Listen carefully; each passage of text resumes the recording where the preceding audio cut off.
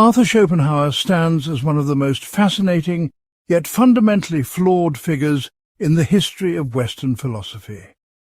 Born in 1788 in Danzig, this German thinker would go on to craft a philosophical system so influential that it shaped the minds of giants like Nietzsche, Wagner, Freud, and countless literary masters from Tolstoy to Proust.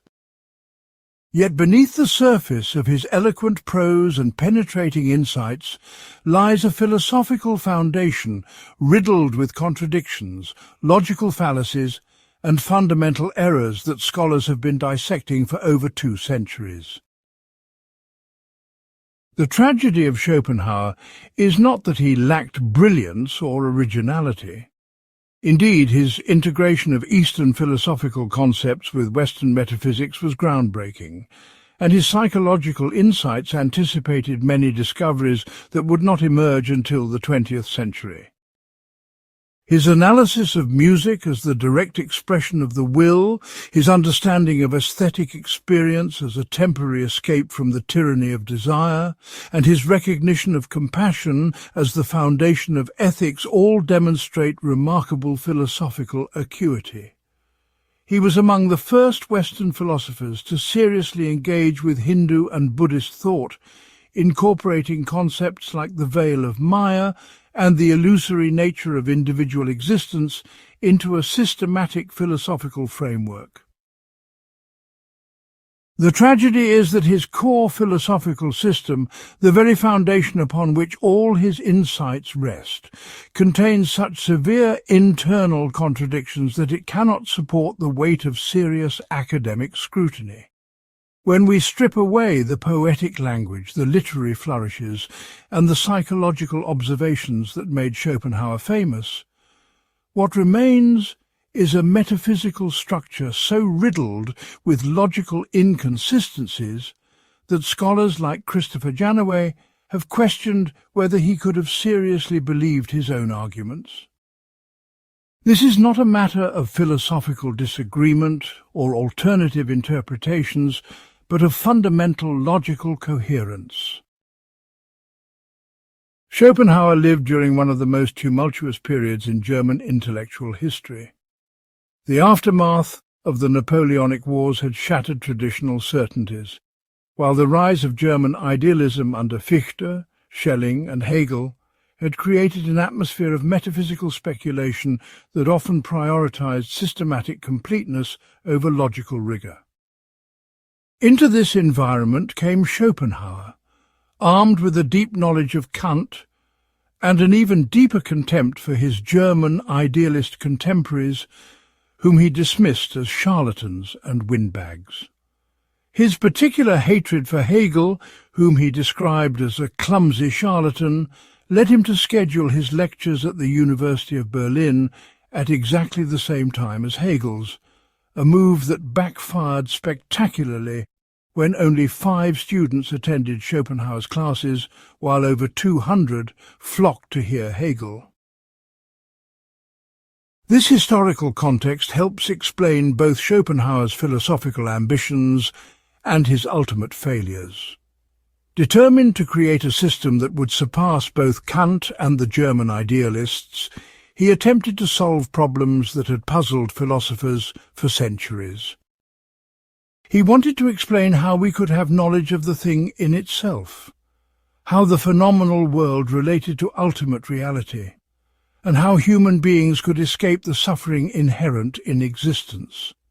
These are noble philosophical goals, but Schopenhauer's solutions created more problems than they solved, generating a cascade of contradictions that undermined his entire enterprise. When we examine Schopenhauer through the lens of rigorous philosophical analysis, using authoritative academic sources from leading universities and peer-reviewed journals, a disturbing pattern emerges.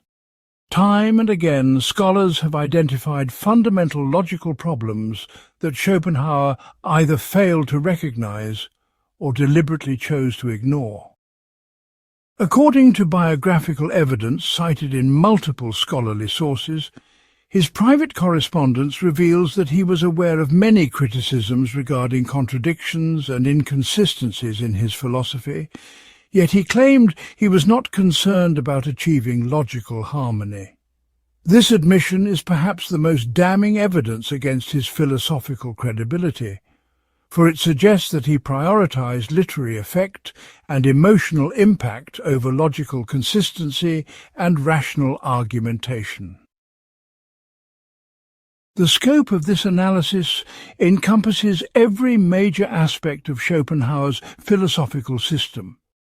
We will examine his metaphysics of will and representation, his epistemology, his aesthetic theory, his ethics, and his philosophy of religion. Each area reveals serious flaws that have been documented by leading scholars from prestigious academic institutions worldwide. This is not a selective attack that ignores Schopenhauer's strengths while highlighting only his weaknesses, but rather a comprehensive evaluation that demonstrates how fundamental logical errors permeate every aspect of his thought. This comprehensive analysis draws from the most respected academic sources, including peer-reviewed journals, the Stanford Encyclopedia of Philosophy, the Internet Encyclopedia of Philosophy, Oxford Academic Press, Cambridge University Press, and scholarly work from institutions like Harvard, Yale, Princeton, and Oxford. What emerges is not a personal attack on Schopenhauer the man, but a systematic evaluation of Schopenhauer the philosopher, conducted with the precision and rigor that academic philosophy demands. The goal is not to diminish his historical importance or cultural influence, but to clarify why his philosophical arguments have been abandoned by serious scholars and why students of philosophy should understand the fundamental flaws in his reasoning. Part 1. The fundamental idealism-materialism contradiction.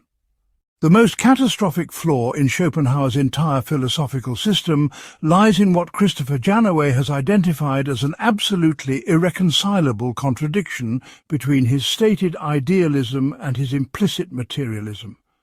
Janaway, in his influential work Self and World in Schopenhauer's Philosophy, describes certain passages in Schopenhauer's corpus as disconcerting in the extreme, because they contradict his idealism by committing him to materialism.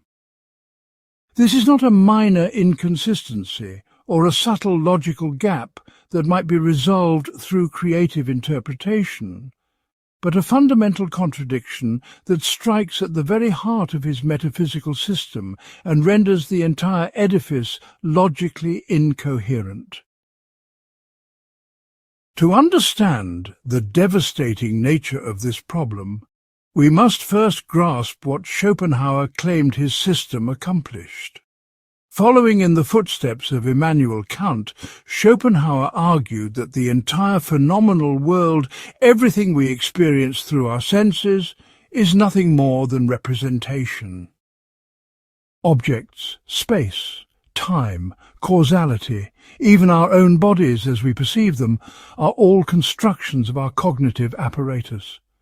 Reality itself, the thing in itself that lies behind all appearances, is what he called the will, a blind, irrational force that objectifies itself in the world of representation. This idealistic framework was supposed to be Schopenhauer's great contribution to philosophy, his solution to the problems that Kant had left unresolved. The appeal of this idealistic vision is undeniable. It promised to explain how human beings could have knowledge that transcends the limitations of sensory experience, how we could understand the ultimate nature of reality despite being trapped within the confines of representation.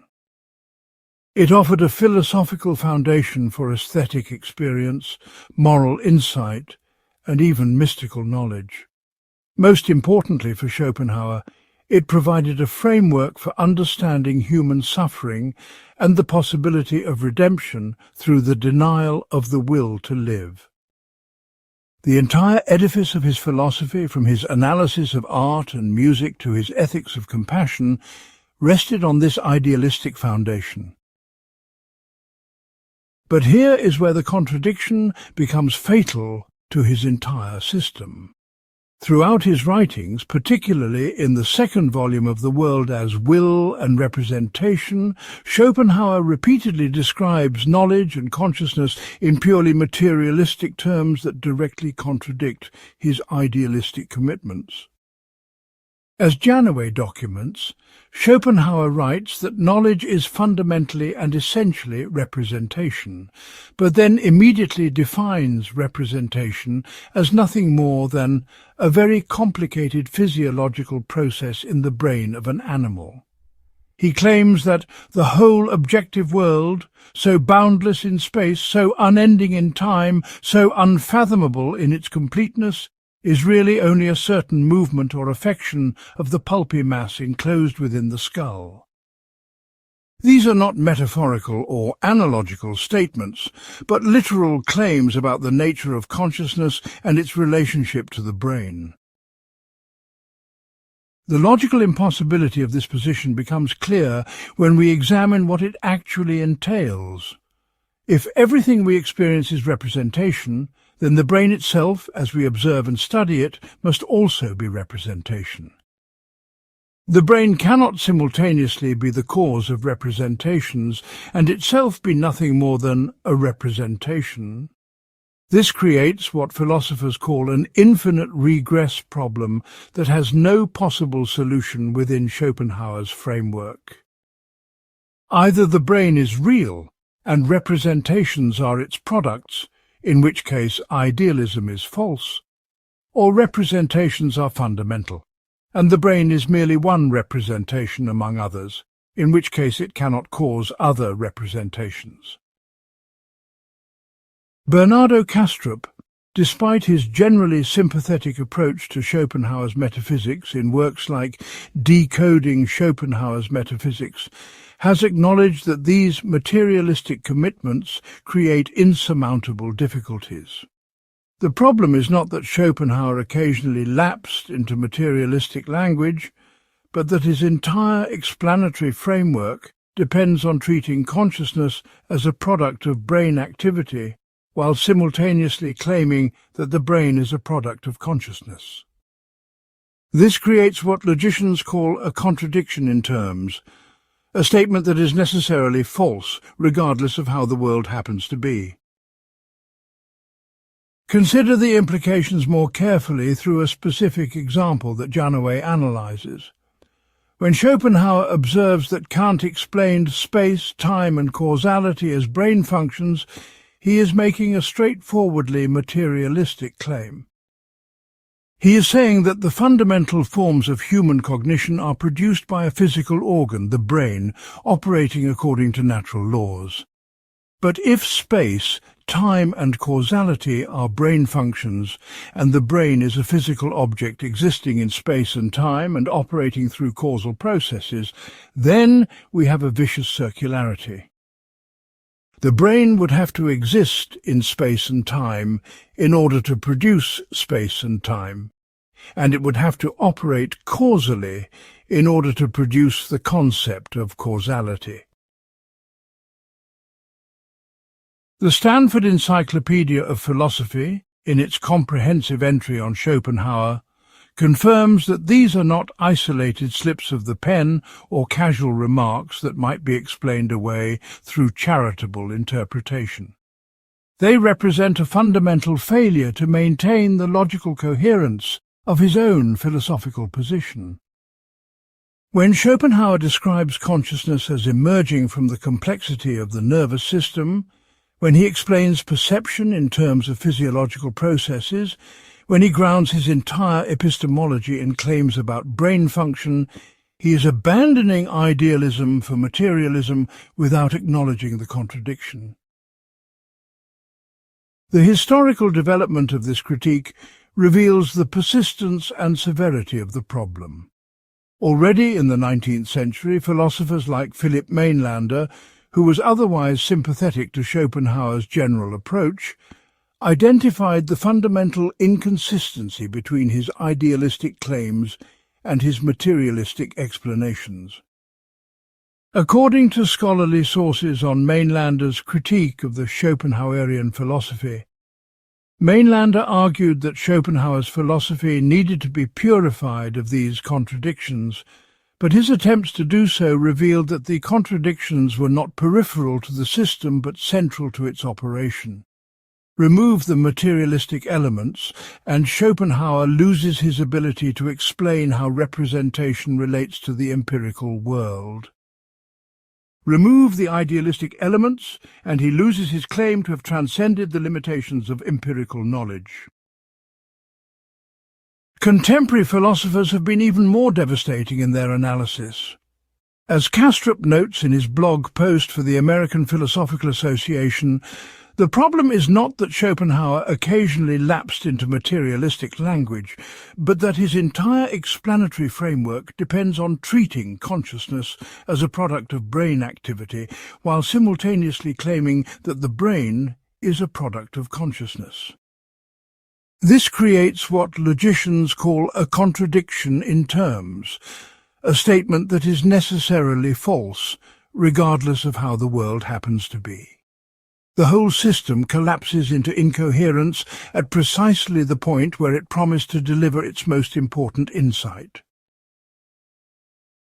What makes this contradiction particularly damaging is that it cannot be resolved through minor adjustments or clarifications to Schopenhauer's system.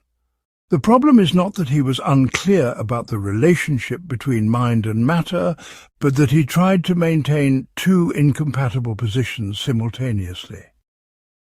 He wanted to preserve the explanatory power of materialistic science while also claiming that materialism was ultimately illusory. He wanted to ground his philosophy in empirical observations about the brain and nervous system, while also maintaining that empirical observations could never reveal ultimate reality. These are not complementary insights, but contradictory commitments that cannot coexist in any coherent philosophical system. The broader implications of this contradiction extend far beyond Schopenhauer's particular system to the viability of idealism as a philosophical position.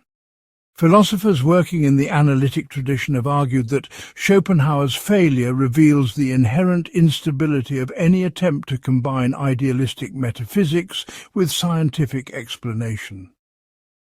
Either consciousness is fundamental, in which case materialistic explanations of consciousness are necessarily false, or materialistic explanations are correct, in which case consciousness cannot be fundamental. Schopenhauer's attempt to have it both ways demonstrates not philosophical sophistication, but conceptual confusion of the most basic kind. This analysis reveals why serious academic philosophers have largely abandoned Schopenhauer's metaphysical system despite continuing to find value in his psychological insights and cultural criticism. A philosophical system that contains logical contradictions at its foundation cannot serve as a reliable guide to understanding reality, regardless of how eloquently it is expressed, or how psychologically penetrating its observations may be. Truth in philosophy, as in mathematics, requires logical consistency as a minimal condition for serious consideration. Schopenhauer's failure to meet this basic requirement disqualifies his system from serious philosophical consideration, whatever its merits may be as literature or cultural commentary. Part 2. The will doctrine's internal problems. The doctrine of the will represents Schopenhauer's most ambitious and ultimately most problematic philosophical innovation, containing logical inconsistencies so severe that they have been systematically analyzed and rejected by leading scholars over the past 2 centuries. Unlike his predecessors, who conceived of ultimate reality in rational terms, Schopenhauer boldly proclaimed that the fundamental nature of existence is an irrational, blind, aimless striving that he termed the will. This was supposed to be his great insight, the key that would unlock the mysteries of existence and explain everything from the behavior of falling stones to the complexities of human psychology. Yet, as the Stanford Encyclopedia of Philosophy documents in its comprehensive analysis, this central doctrine contains logical inconsistencies that undermine not only his metaphysics but his entire philosophical project. The Internet Encyclopedia of Philosophy traces how Schopenhauer's conception of the will emerged from his dissatisfaction with previous philosophical attempts to characterize ultimate reality. He rejected the rationalistic approaches of philosophers like Hegel, who saw reality as fundamentally logical and rational. He also rejected materialistic approaches that reduced everything to matter in motion. Instead, he proposed that reality consists of a single, unified will that manifests itself as the diverse phenomena we observe in the world. This will is not conscious, not rational, not purposeful, but simply an endless, insatiable striving that drives all existence. However, scholars have identified fundamental logical problems with this conception that render it philosophically untenable. The Stanford Encyclopedia of Philosophy identifies the first and most basic problem as concerning the relationship between unity and multiplicity in Schopenhauer's system. He claims that the will is fundamentally one, a single undifferentiated reality that underlies all apparent diversity. Yet he also maintains that this single will somehow fragments itself into countless individual manifestations, from elementary particles to complex organisms to human beings with distinct personalities and characters. The logical problem is explaining how genuine unity can give rise to genuine multiplicity without ceasing to be unified. Schopenhauer attempts to solve this problem by invoking Kant's distinction between the noumenal and phenomenal realms, as detailed in scholarly analyses of his relationship to Kantian philosophy. The will, he argues, is truly one in itself, but appears as multiple when viewed through the forms of space, time, and causality that structure human cognition. This solution creates more problems than it solves, however, because it makes the multiplicity of individual wills purely illusory, while simultaneously treating this multiplicity as real enough to generate genuine conflicts and genuine suffering. If individual wills are not really distinct, then conflicts between them cannot be genuine conflicts, and the suffering that Schopenhauer takes to be the fundamental fact of existence becomes merely apparent. The problem becomes even more acute when we consider Schopenhauer's account of individual character as analyzed by contemporary Schopenhauer scholars. He maintains that each person possesses what Kant called an intelligible character, a timeless act of will that determines all of that person's empirical actions throughout their lifetime. This intelligible character is supposed to be the person's true self, their participation in the underlying will. But if the will is truly one and undifferentiated, then all intelligible characters must be identical, which means that all genuine individuality is impossible. Alternatively, if intelligible characters can genuinely differ from one another, then the will is not truly unified, but consists of irreducibly distinct elements. Christopher Janaway, in his scholarly work Schopenhauer, A Very Short Introduction, demonstrates that this dilemma cannot be resolved within Schopenhauer's framework. Either the will is genuinely one, in which case individual differences are illusory, and Schopenhauer's entire ethics collapses, or individual differences are real, in which case the will is not truly one, and his metaphysics collapses. There is no coherent middle position that preserves both the unity of the will and the reality of individual differences. Schopenhauer's attempt to maintain both commitments simultaneously reveals a fundamental confusion about the logical requirements of systematic philosophy. Another devastating problem identified by multiple scholarly sources concerns the temporal structure of the will. Schopenhauer frequently describes the will as timeless, existing outside the temporal framework that characterizes the phenomenal world. Yet he also describes it as constantly striving, as engaged in endless activity, as manifesting itself progressively through different grades of objectification.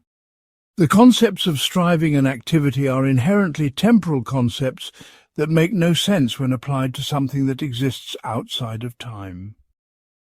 A timeless entity cannot strive because striving involves change over time, and it cannot act because action requires temporal sequence.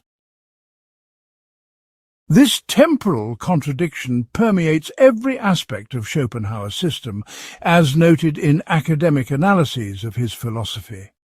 His account of aesthetic experience involves the temporary suspension of willing, but if the will is timeless, it cannot be suspended temporarily. His account of moral development involves the gradual recognition of the illusory nature of individuation, but timeless entities cannot undergo gradual development. His account of the denial of the will involves a process of ascetic practice leading to final renunciation, but timeless entities cannot engage in processes that unfold over time. Every aspect of his philosophy that involves change, development, or temporal sequence becomes incoherent when applied to a supposedly timeless will. The problem of the will's relationship to knowledge presents another insurmountable logical obstacle that has been extensively analyzed in the scholarly literature. Schopenhauer argues that the will is fundamentally non-rational and exists prior to all knowledge and representation. Yet his entire philosophical system depends on our ability to gain knowledge of the will, to understand its nature and operations, and to recognize our own participation in it. If the will is truly prior to knowledge, then it cannot be known, and Schopenhauer's entire philosophy becomes an elaborate exercise in describing the unknowable. If the will can be known, then it cannot be entirely prior to knowledge, and Schopenhauer's fundamental distinction between will and representation collapses. Bernardo Kastrup, despite his sympathetic approach to Schopenhauer's metaphysics, acknowledges that this epistemological problem manifests itself most clearly in Schopenhauer's claim that we have immediate, non-representational access to the will through our own willing. He argues that when we experience our own bodily movements and desires, we are experiencing the will directly rather than through the mediation of representation. But this claim involves a category error of the most basic kind. Our experience of our own willing is still experience, which means it still involves consciousness, which means it still involves representation. There is no coherent sense in which conscious experience can be non-representational, because consciousness is precisely the capacity for representation. Scholars have also identified severe problems with Schopenhauer's account of the will's objectification in natural phenomena. He claims that inorganic forces like gravity and magnetism are low-grade manifestations of the will, while organic functions like nutrition and reproduction represent higher grades of objectification. This hierarchical scheme is supposed to explain the apparent goal-directedness in nature without invoking conscious design or rational purpose. But the notion of grades of objectification makes no logical sense when applied to a will that is supposed to be simple and undifferentiated. How can a simple, undifferentiated reality manifest itself in fundamentally different ways? The problem becomes even more acute when Schopenhauer attempts to explain the emergence of consciousness itself, as documented in scholarly analyses of his philosophy of mind. He argues that consciousness arises when the will's objectification reaches a sufficient level of complexity, particularly in the development of the nervous system and brain. But this explanation presupposes exactly what it is supposed to explain. If consciousness emerges from the will's objectification, then the will must already possess the capacity for consciousness, which contradicts Schopenhauer's claim that the will is non-conscious. If the will lacks the capacity for consciousness, then consciousness cannot emerge from its objectification, no matter how complex that objectification becomes. The historical development of these criticisms reveals the persistent nature of the problems in Schopenhauer's will doctrine. Already in the 19th century, philosophers like Eduard von Hartmann attempted to modify Schopenhauer's conception to avoid the most obvious contradictions, but these modifications inevitably destroyed the essential features that made the doctrine distinctive. 20th-century philosophers largely abandoned the will doctrine altogether, recognizing that its problems were not peripheral difficulties that could be resolved through minor adjustments, but fundamental contradictions that revealed the incoherence of the entire approach. Contemporary philosophers continue to identify new aspects of the logical problems, demonstrating that the more carefully we examine Schopenhauer's will doctrine, the more untenable it becomes. Part 3. The Principle of Sufficient Reason Fallacy. Schopenhauer's treatment of the principle of sufficient reason, developed initially in his doctoral dissertation and later incorporated into his mature philosophical system, represents one of the most sophisticated yet ultimately flawed aspects of his epistemology, containing logical errors so fundamental that they have been systematically refuted by scholars over the past 2 centuries. In On the Fourfold Root of the Principle of Sufficient Reason, he attempted to provide a comprehensive analysis of this fundamental principle of reasoning and its role in human knowledge. This early work was later incorporated into his mature system and became central to his claims about the nature of representation and its relationship to the will. Yet, as the Stanford Encyclopedia of Philosophy documents, Schopenhauer's analysis contains logical errors that undermine his entire epistemology and render his metaphysical conclusions unjustified. The principle of sufficient reason, in its classical formulation by Leibniz, states that nothing exists without a sufficient reason for its existence rather than its non-existence. This principle has played a crucial role in philosophical reasoning since the 17th century, and Leibniz used it to argue for the rationality of the universe and the impossibility of genuine contingency. Schopenhauer's innovation, as detailed in scholarly analyses of his epistemology, was to argue that the principle operates differently in different domains of experience, giving rise to 4 distinct forms that he claimed exhausted all possible types of rational connection. These 4 forms were supposed to explain how the mind organizes experience into coherent patterns while simultaneously revealing the limitations of rational knowledge. According to the Internet Encyclopedia of Philosophy's analysis of Schopenhauer's epistemology, his first form concerns the principle as it operates in empirical perception, governing the relationships between objects in space and time through causal connections. His second form deals with logical reasoning and the relationships between concepts and judgments. The third form governs mathematical relationships in pure space and time, while the fourth form explains the relationship between motives and actions in human behavior. This fourfold division was supposed to be exhaustive and systematic, providing a complete map of the ways in which the principle of sufficient reason structures human experience. However, contemporary philosophers have identified fundamental problems with Schopenhauer's analysis that reveal serious confusions about the nature of rational principles and their relationship to experience. The most basic problem, identified by scholars working in logic and epistemology, concerns the alleged exhaustiveness of the fourfold division. Schopenhauer provides no convincing argument for why there should be exactly 4 forms of the principle rather than 3, 5, or some other number. His derivation of the 4 forms from Kant's table of judgments is arbitrary and unconvincing, relying on superficial analogies rather than logical necessity.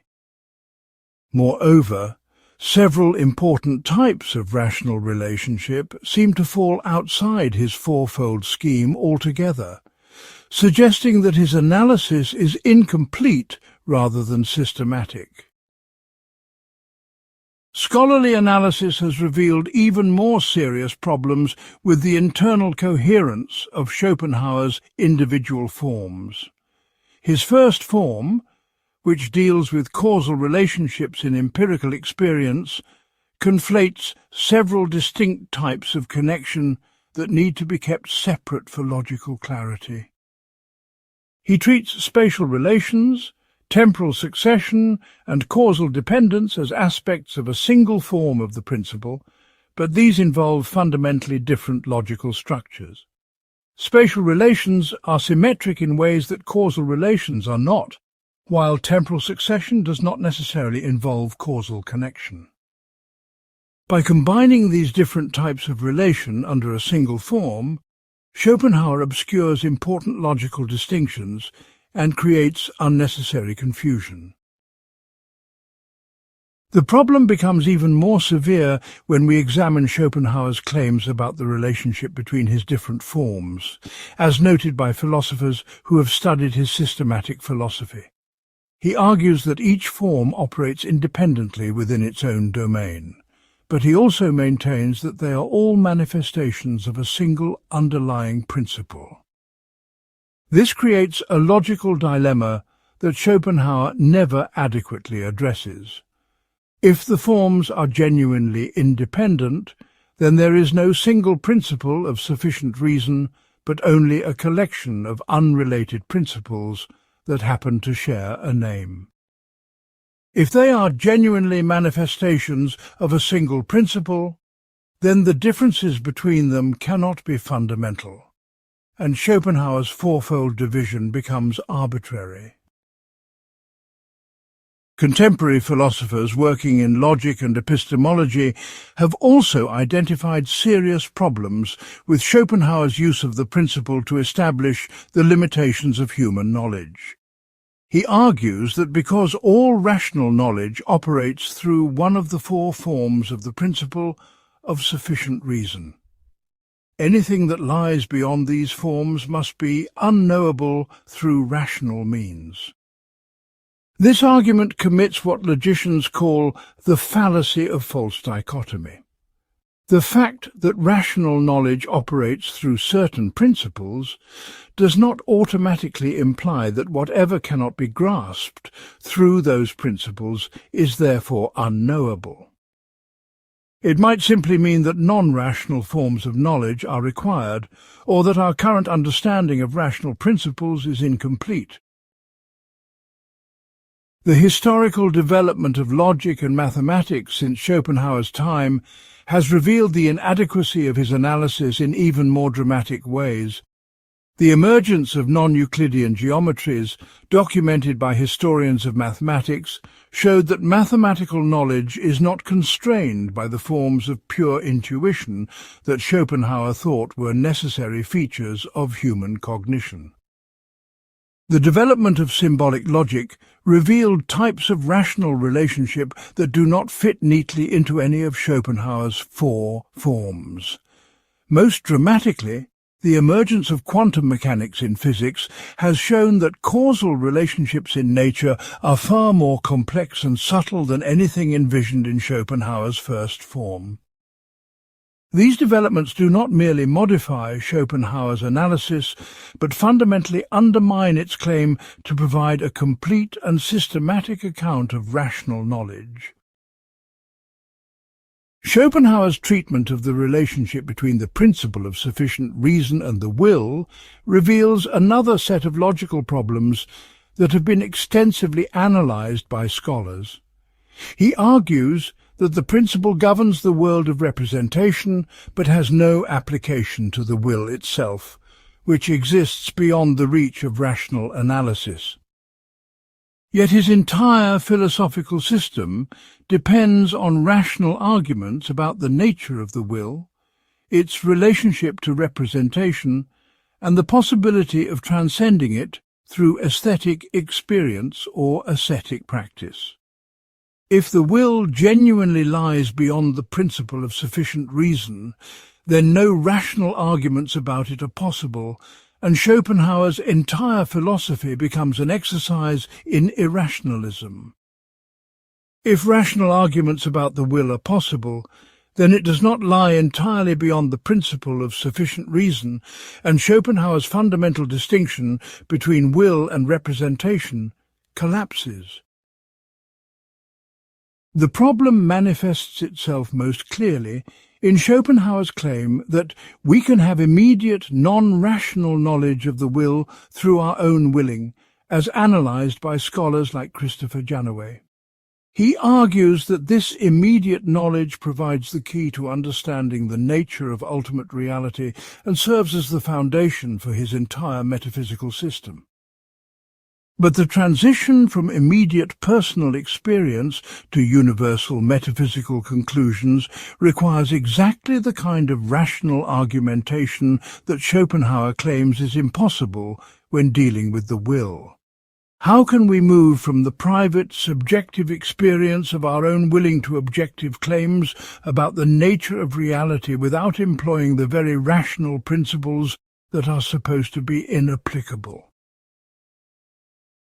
Philosophers working in epistemology and philosophy of science have demonstrated that this problem cannot be resolved through appeals to intuition, mystical insight, or non-rational forms of knowledge. Any claim about the nature of reality, no matter how it is arrived at, must be capable of rational evaluation if it is to be taken seriously as a philosophical position. The moment Schopenhauer offers arguments for his metaphysical conclusions, he implicitly acknowledges that rational evaluation is appropriate. But if rational evaluation is appropriate, then the will does not lie entirely beyond the reach of rational analysis, and his entire framework for understanding the relationship between reason and reality needs to be reconsidered. The broader implications of these problems extend far beyond Schopenhauer's particular system to fundamental questions about the nature of philosophical methodology. His attempt to use rational analysis to establish the limits of rational analysis involves what logicians call a performative contradiction. He employs the very cognitive capacities whose limitations he is trying to demonstrate, which means that his argument either succeeds and thereby refutes itself, or fails and thereby confirms the adequacy of rational analysis. Either way, his attempt to establish absolute limitations on human knowledge through philosophical argumentation cannot succeed. Part 4. The Platonic Ideas Contradiction. One of the most problematic aspects of Schopenhauer's philosophical system concerns his incorporation of Platonic ideas into his metaphysics of will and representation, a doctrine that has been systematically criticized by leading scholars for its logical incoherence and conceptual confusion.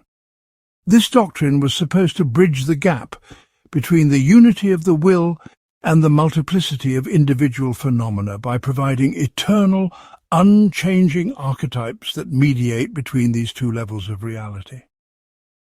Schopenhauer's aesthetic theory, his understanding of artistic genius, and his account of objective knowledge all depend crucially on this doctrine. Yet, as the Stanford Encyclopedia of Philosophy documents in its comprehensive analysis, the Platonic ideas cannot be consistently integrated into Schopenhauer's two-aspect metaphysics without generating logical contradictions that undermine the coherence of his entire system.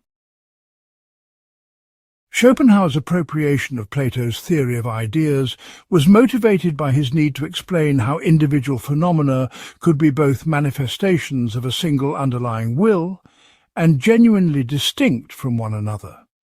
The will itself is supposed to be simple, undifferentiated, and beyond all multiplicity, while individual phenomena display an enormous diversity of forms and characteristics.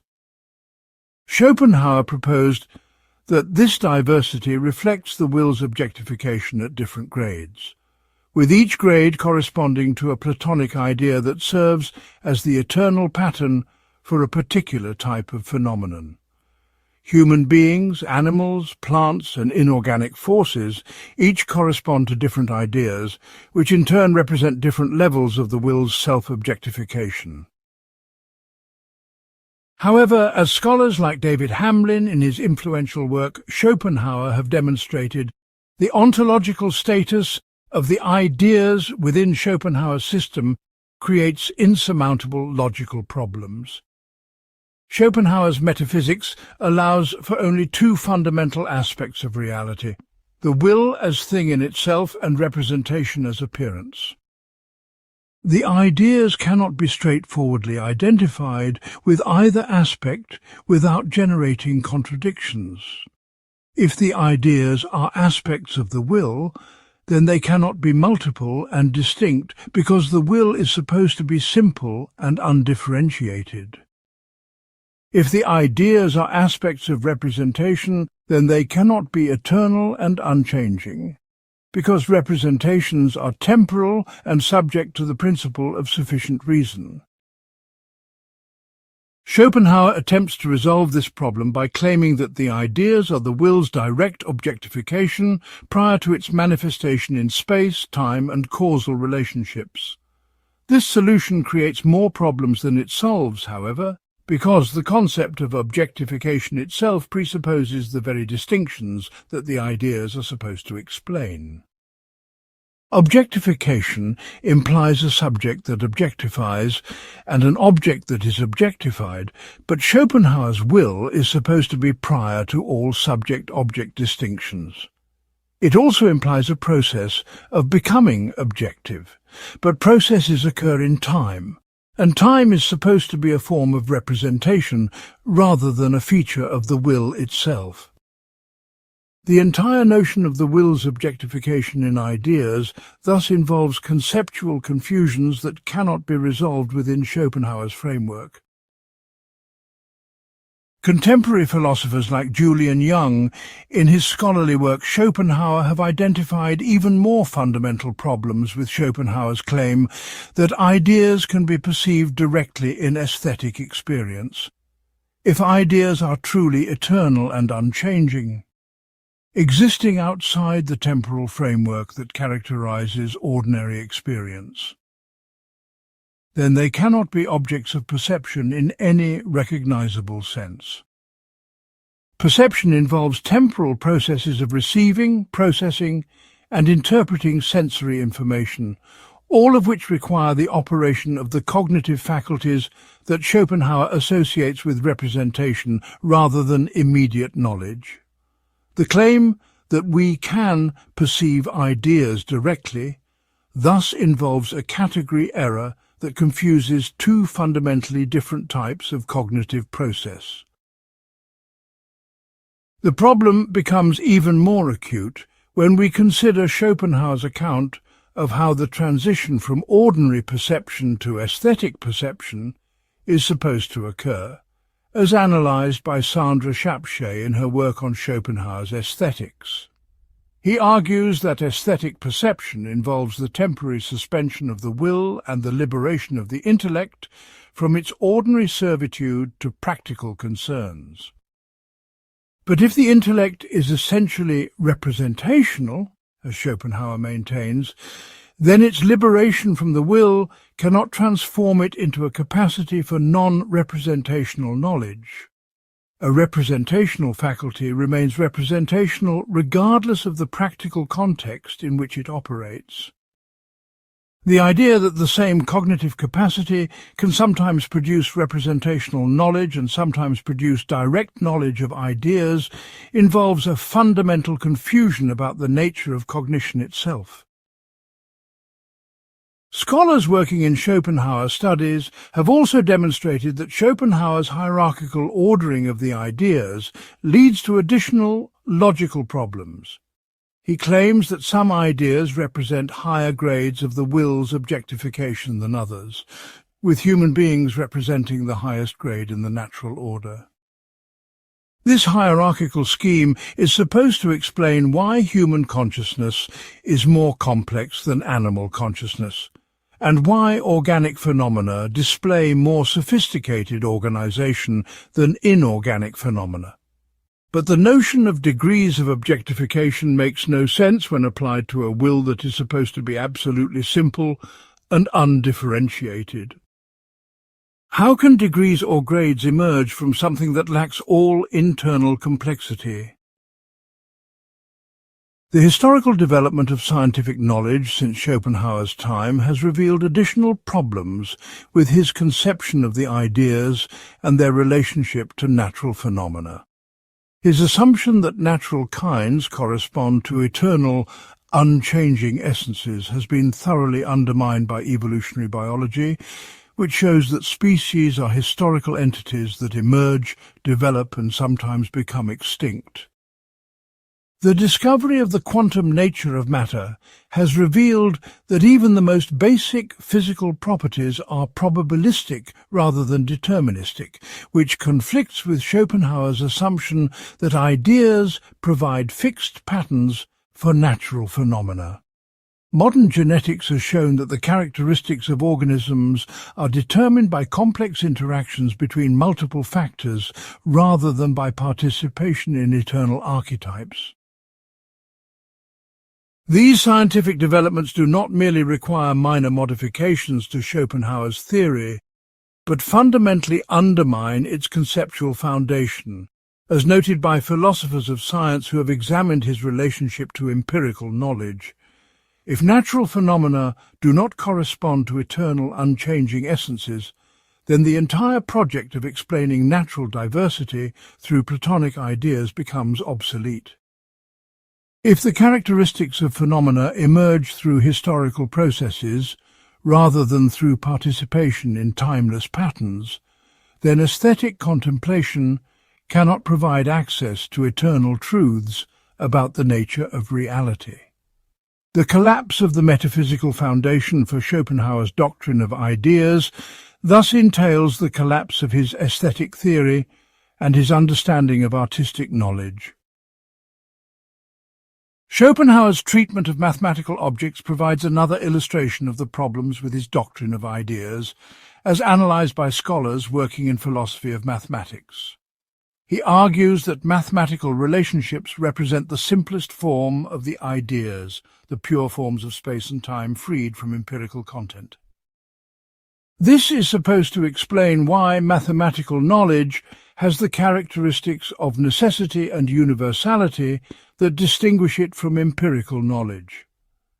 But the development of non-Euclidean geometries and alternative logical systems has shown that mathematical knowledge does not have the absolute necessity that Schopenhauer attributed to it.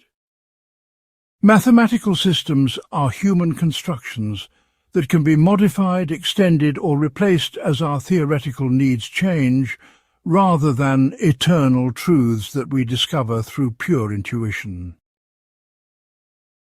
The broader implications of these problems extend to Schopenhauer's entire understanding of the relationship between subjective experience and objective reality. His doctrine of ideas was supposed to explain how individual human beings could transcend their subjective limitations and gain access to objective truths about the nature of reality. If this doctrine is incoherent, then Schopenhauer has no viable account of objective knowledge, and his entire philosophical system collapses into subjectivism or relativism. Scholars have concluded that the problems with Schopenhauer's doctrine of ideas are not peripheral difficulties that can be resolved through minor adjustments, but fundamental contradictions that reveal the inadequacy of his entire approach to metaphysics and epistemology. Part 5.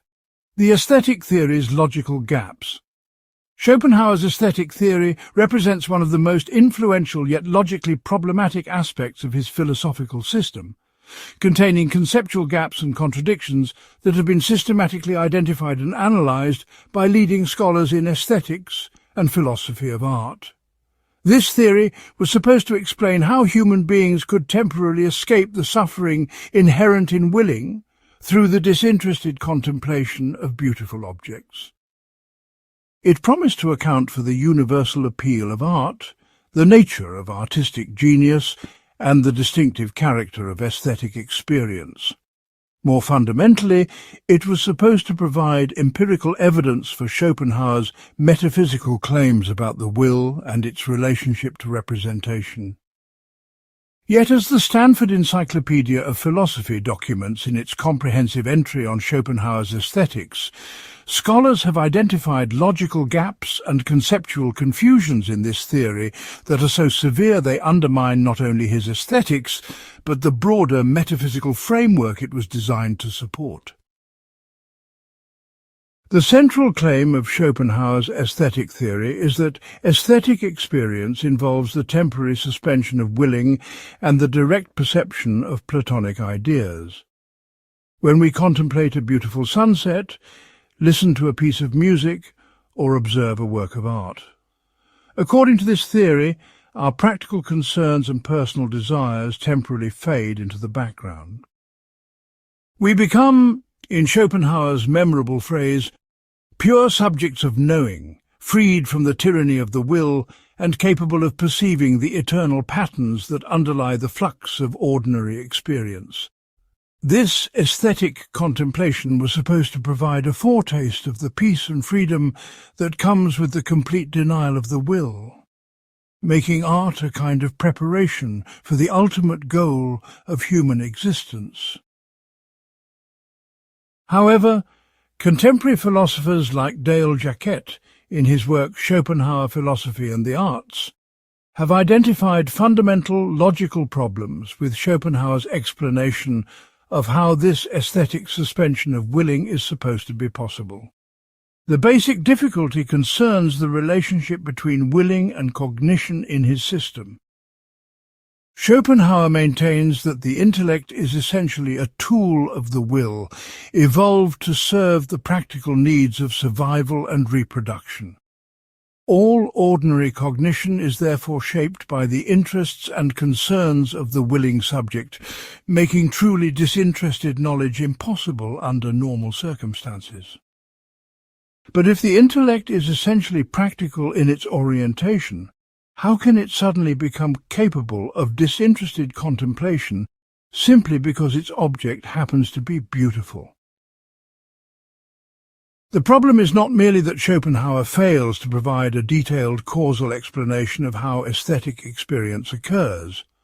As Christopher Janaway demonstrates in his scholarly analysis, Self and World in Schopenhauer's Philosophy, the problem is that his account involves a logical contradiction between his claims about the essential nature of cognition and his claims about what happens in aesthetic experience. If cognition is essentially practical, then it cannot become non-practical without ceasing to be cognition. If cognition can become non-practical, then it is not essentially practical, and Schopenhauer's entire account of the relationship between intellect and will needs to be reconsidered.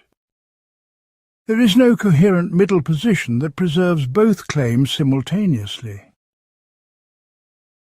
Scholars have also identified serious problems with Schopenhauer's claim that aesthetic experience involves the direct perception of Platonic ideas.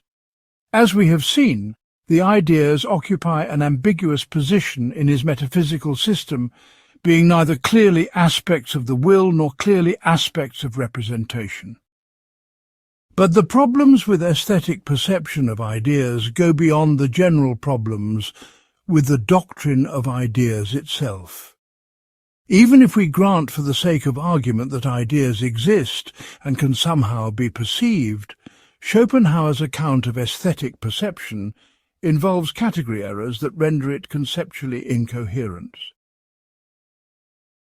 The most basic problem, identified by philosophers working in philosophy of mind and aesthetics, concerns the temporal structure of aesthetic experience. Schopenhauer argues that ideas are eternal and unchanging, existing outside the temporal framework that characterizes ordinary representation. Yet aesthetic experience clearly unfolds in time, involving processes of attention, contemplation, and appreciation that have temporal duration and development. How can a temporal process provide access to timeless objects? How can the contemplation of an eternal idea itself have temporal duration without contradicting the supposed timelessness of its object?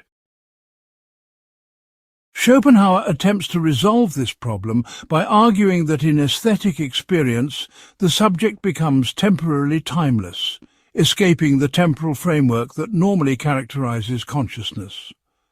But as Sandra Chapche argues in her work The Sublime in Schopenhauer's Philosophy, this solution multiplies the logical problems rather than resolving them.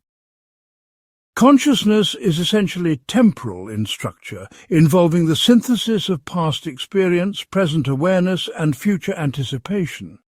A consciousness that became truly timeless would cease to be consciousness altogether, becoming something more like a mathematical point or abstract entity. The notion of temporal consciousness temporarily becoming timeless is as contradictory as the notion of a spatial object temporarily becoming non-spatial. Contemporary philosophers working in aesthetics have identified additional problems with Schopenhauer's account of the relationship between aesthetic experience and emotional response. He argues that genuine aesthetic contemplation is characterized by complete disinterestedness and emotional detachment from the object contemplated. Yet many of the most powerful aesthetic experiences seem to involve intense emotional engagement rather than detached contemplation. Our response to tragic drama, sublime landscapes, or moving music often involves deep emotional involvement that seems incompatible with the kind of will, less contemplation that Schopenhauer describes. Either these experiences are not genuinely aesthetic, in which case Schopenhauer's theory fails to account for paradigmatic cases of aesthetic response, or genuine aesthetic experience can involve emotional engagement, in which case his theory is false. The problem becomes even more acute when we consider Schopenhauer's account of artistic creation, as analysed by scholars like Robert Wicks in his work on Schopenhauer's philosophy of art. He argues that artistic genius involves the capacity to perceive ideas directly, and to express this perception in sensuous form for the contemplation of others. But artistic creation is clearly a practical activity that involves planning, execution, and the manipulation of physical materials to achieve intended effects. How can such an obviously practical activity be compatible with the disinterested, will-less contemplation that is supposed to characterize aesthetic experience? Schopenhauer's account seems to require that artists simultaneously engage in practical activity and transcend all practical concerns, which is logically impossible. Scholars have also revealed serious problems with Schopenhauer's hierarchical ordering of the arts based on their supposed relationship to different grades of the will's objectification. He argues that architecture represents the lowest form of art because it deals with the simplest manifestations of the will in inorganic forces like gravity and resistance. Sculpture and painting represent higher forms because they deal with organic life, while poetry represents the highest form because it deals with human psychology and the complex manifestations of willing in human behavior. This hierarchical scheme assumes that the value of art depends on the metaphysical status of its subject matter. But this assumption is both ungrounded and implausible.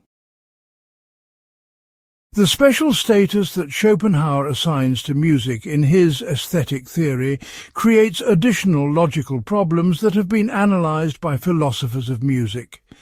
He argues that music is unique among the arts because it does not represent the ideas, but directly expresses the will itself. This is supposed to explain why music has such immediate emotional power and why it seems to speak directly to our innermost nature. But if music expresses the will directly, then our appreciation of music should involve increased willing, rather than the suspension of willing that characterizes aesthetic experience.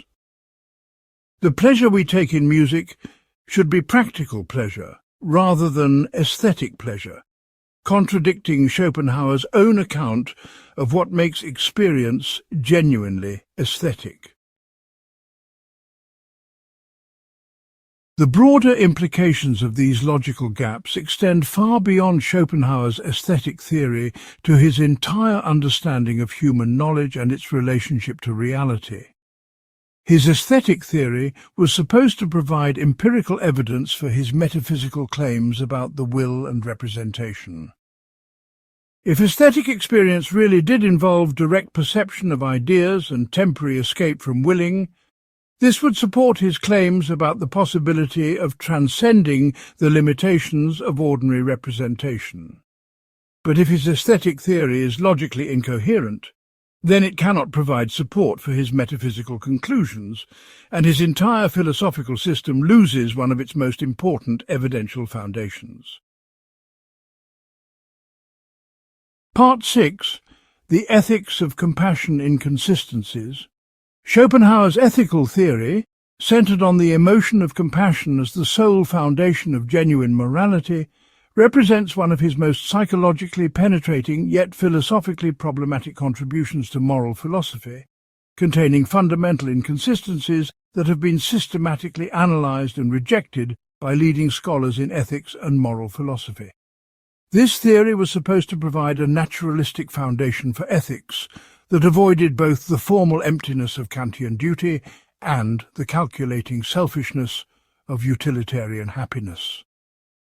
Schopenhauer argued that genuine moral behavior emerges spontaneously when we recognize our fundamental identity with all other suffering beings, leading to compassionate action that seeks to alleviate the pain of others as if it were our own.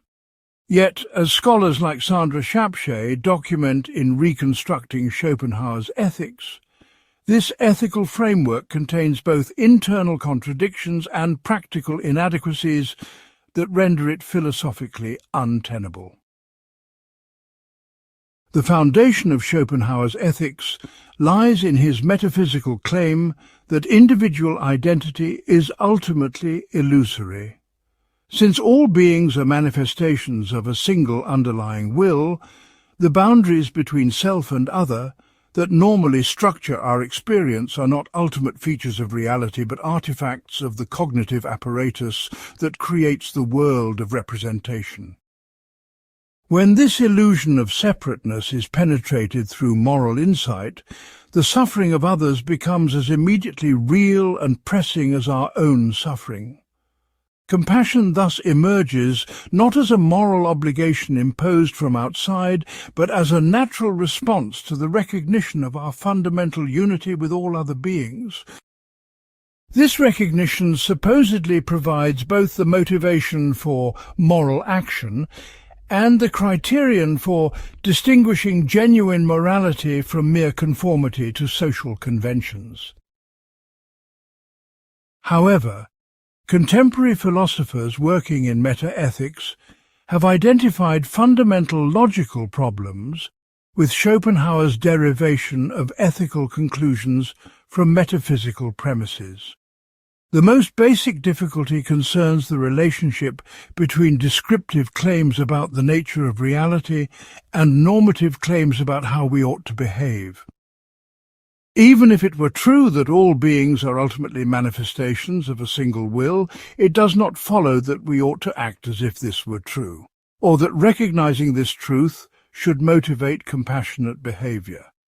The transition from metaphysical insight to ethical obligation requires additional premises that Schopenhauer never provides, creating what philosophers call the naturalistic fallacy in his ethical reasoning. The problem becomes even more acute when we consider the relationship between Schopenhauer's metaphysics and his ethical psychology, as analysed by Christopher Janaway in The Cambridge Companion to Schopenhauer. If individual identity is genuinely illusory, then there are no genuine individuals to be compassionate or to be the objects of compassion.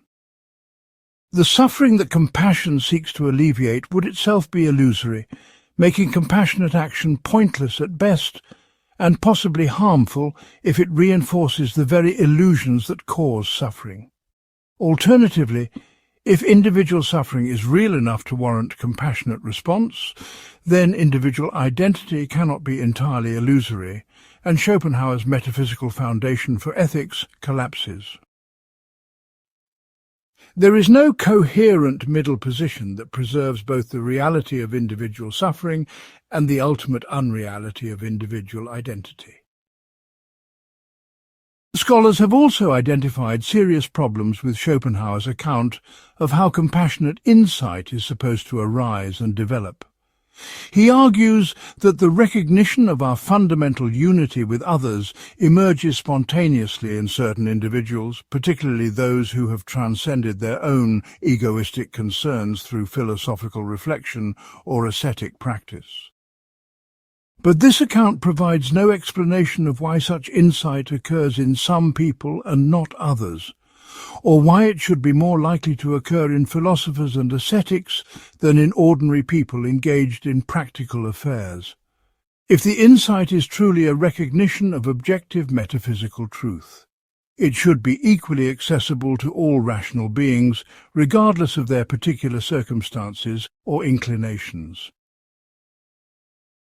The problem is compounded by Schopenhauer's simultaneous insistence that compassionate behavior cannot be taught or cultivated through moral education.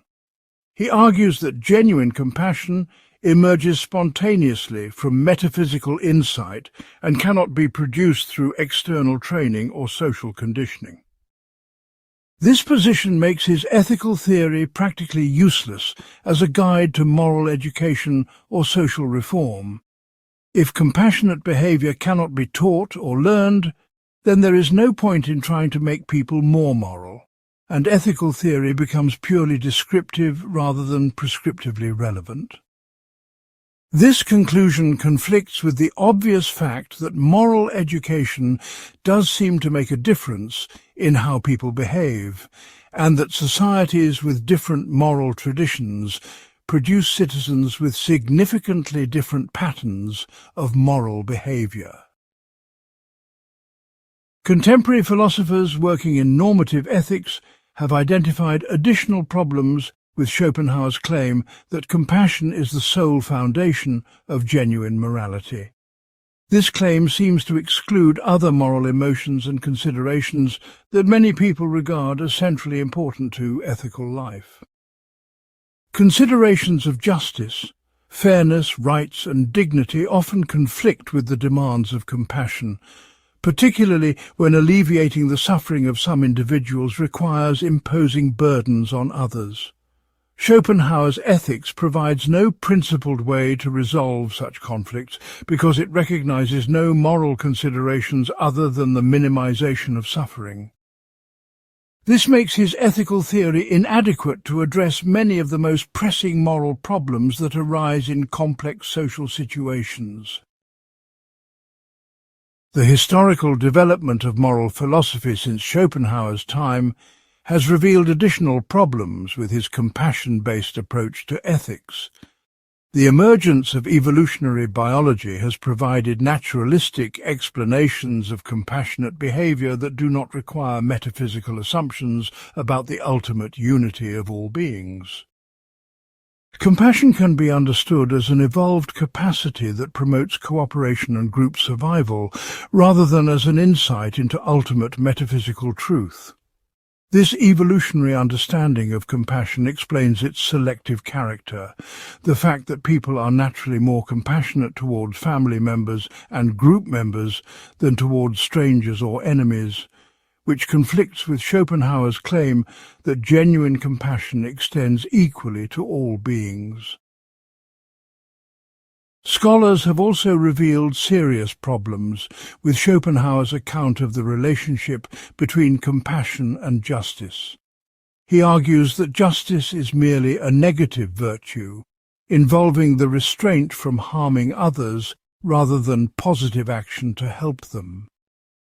Genuine morality, according to this view, goes beyond justice to compassion, which actively seeks to alleviate the suffering of others. But this hierarchical understanding of moral virtues fails to recognize that justice and compassion often make conflicting demands, and that an adequate moral theory must provide principled ways to adjudicate between them. Schopenhauer's reduction of justice to a merely negative virtue leaves his ethical theory unable to address issues of distributive justice, punishment, and social reform that require more than compassionate sentiment. The problem becomes particularly acute when we consider Schopenhauer's treatment of moral responsibility and punishment, as analyzed by philosophers working in moral psychology. His deterministic understanding of human behavior, combined with his metaphysical claim that individual identity is illusory, seems to eliminate the possibility of genuine moral responsibility. If people's actions are determined by their intelligible character, and if individual identity is ultimately unreal, then no one can be genuinely responsible for their actions, and punishment becomes merely a practical tool for social control rather than a response to moral desert. This conclusion conflicts with deeply held intuitions about moral responsibility and undermines the practical functioning of moral and legal institutions. Contemporary philosophers working in applied ethics have also criticized Schopenhauer's approach for its inability to address structural and institutional forms of injustice. His focus on individual compassionate responses to suffering provides no framework for analyzing or addressing systematic forms of oppression, exploitation, and discrimination. Problems like poverty, racism, sexism, and environmental destruction require collective action and institutional reform rather than individual compassionate responses. Schopenhauer's ethics, with its emphasis on individual insight and personal moral transformation, is inadequate to address the kinds of social and political problems that contemporary moral philosophy recognizes as central to ethical life. The broader implications of these inconsistencies extend far beyond Schopenhauer's particular ethical theory to fundamental questions about the relationship between metaphysics and ethics. His attempt to derive ethical conclusions directly from metaphysical premises represents a common but problematic approach to moral philosophy. Scholars have increasingly recognized that ethical reasoning requires autonomous principles that cannot be reduced to claims about the ultimate nature of reality. The failure of Schopenhauer's ethics thus illustrates broader problems with metaphysically based approaches to moral philosophy, and supports the need for more pluralistic and pragmatic approaches to ethical reasoning. Part 7.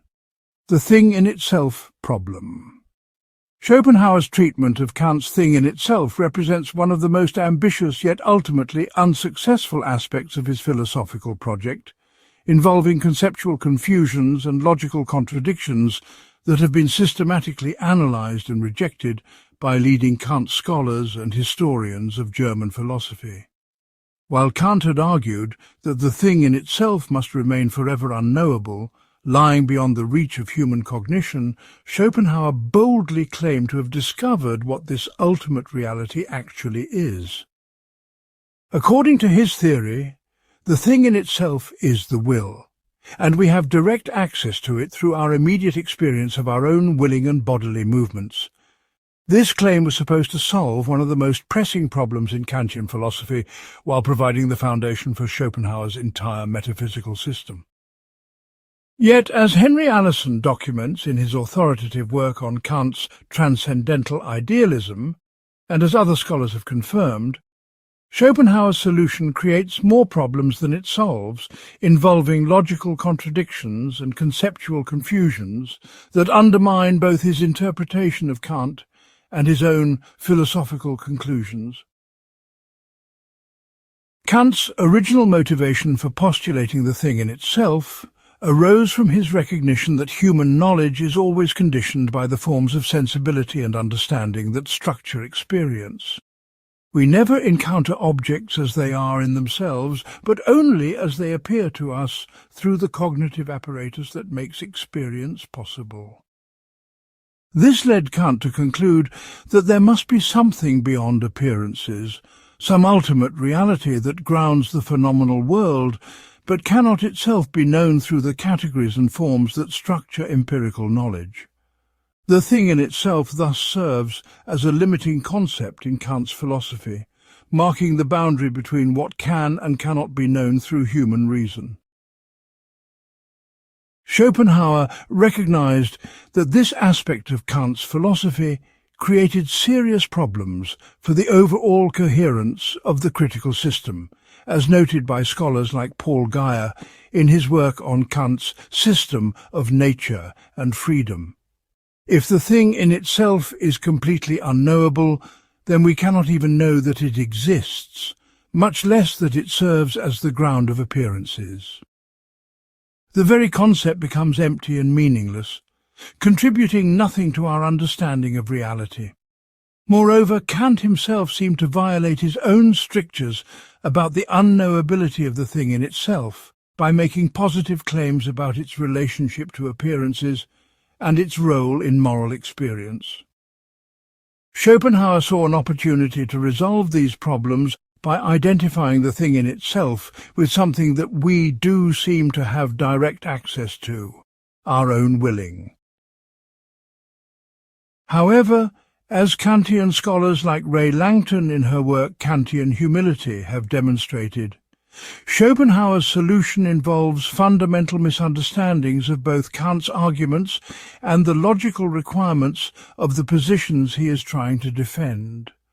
The most basic difficulty concerns the logical status of the identification itself. If the thing in itself is truly unknowable, as Kant maintained, then we cannot know that it is identical with the will or with anything else.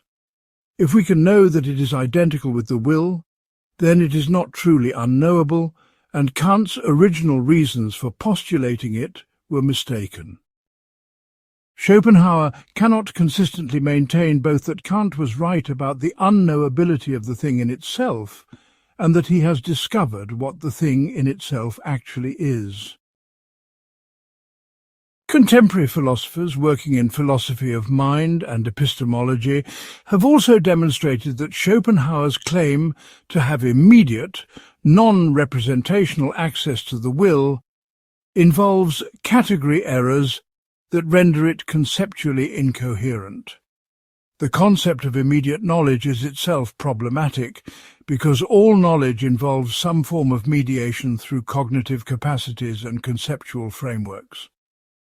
Even our awareness of our own mental states is mediated through the temporal synthesis that characterizes consciousness and the conceptual apparatus that allows us to identify and describe our experiences. the notion of completely immediate non-conceptual knowledge is as contradictory as the notion of unconscious consciousness or non-temporal temporality. The problem becomes even more severe when we consider what Schopenhauer's claim about immediate knowledge of the will actually entails, as analysed by philosophers like Patricia Kitcher in her work on Kant's psychology. He argues that when we experience our own bodily movements and desires, we are directly acquainted with the thing in itself, rather than with mere appearances. But our experience of our own bodies is clearly conditioned by the same forms of sensibility and understanding that structure all other experience. We experience our bodies as extended in space, persisting through time, and causally related to other objects and events. If these forms of experience apply to our knowledge of our own willing, then that knowledge is representational rather than immediate, and we do not have direct access to the thing in itself. Scholars working in the history of German philosophy have identified additional problems with the transition from individual willing to universal will in Schopenhauer's system. Even if we grant that we have some form of special access to our own willing, this does not justify the claim that our willing is identical with the ultimate reality that underlies all appearances. The inference from the immediacy of self-knowledge to the metaphysical conclusion that the self is the thing in itself involves what logicians call an illegitimate generalization. Our special epistemic relationship to our own mental states does not imply that those mental states have special metaphysical status as aspects of ultimate reality. This confusion between epistemological and metaphysical questions undermines Schopenhauer's entire argument for identifying the thing in itself with the will. Contemporary Schopenhauer scholars like Christopher Janaway have also revealed serious problems with Schopenhauer's understanding of the relationship between individual wills and the universal will. He argues that each individual's willing is a manifestation or objectification of the single undifferentiated will that constitutes ultimate reality. But this claim faces the same logical difficulties that plague his doctrine of ideas. If the will is truly simple and undifferentiated, it cannot manifest itself in genuinely different ways without ceasing to be simple and undifferentiated. If individual wills are genuinely different from one another, then the underlying will cannot be simple and undifferentiated. The historical development of philosophy since Schopenhauer's time has revealed additional problems with his approach to the thing in itself. The emergence of phenomenology and analytic philosophy has shown that many of the problems Schopenhauer was trying to solve were based on mistaken assumptions about the nature of knowledge and reality. The Kantian framework that generated the problem of the thing in itself has been largely abandoned by contemporary philosophers, making Schopenhauer's solution to a defunct problem irrelevant to current philosophical concerns. Moreover, developments in physics and cognitive science have provided naturalistic explanations of the phenomena that Schopenhauer attributed to the will, making his metaphysical postulates unnecessary for explanatory purposes. Philosophers working in philosophy of science have also criticized Schopenhauer's conflation of different senses of the word immediate in his account of our knowledge of the will. Sometimes he seems to mean that our knowledge of willing is immediate in the sense of being non-inferential, not based on reasoning from premises to conclusions.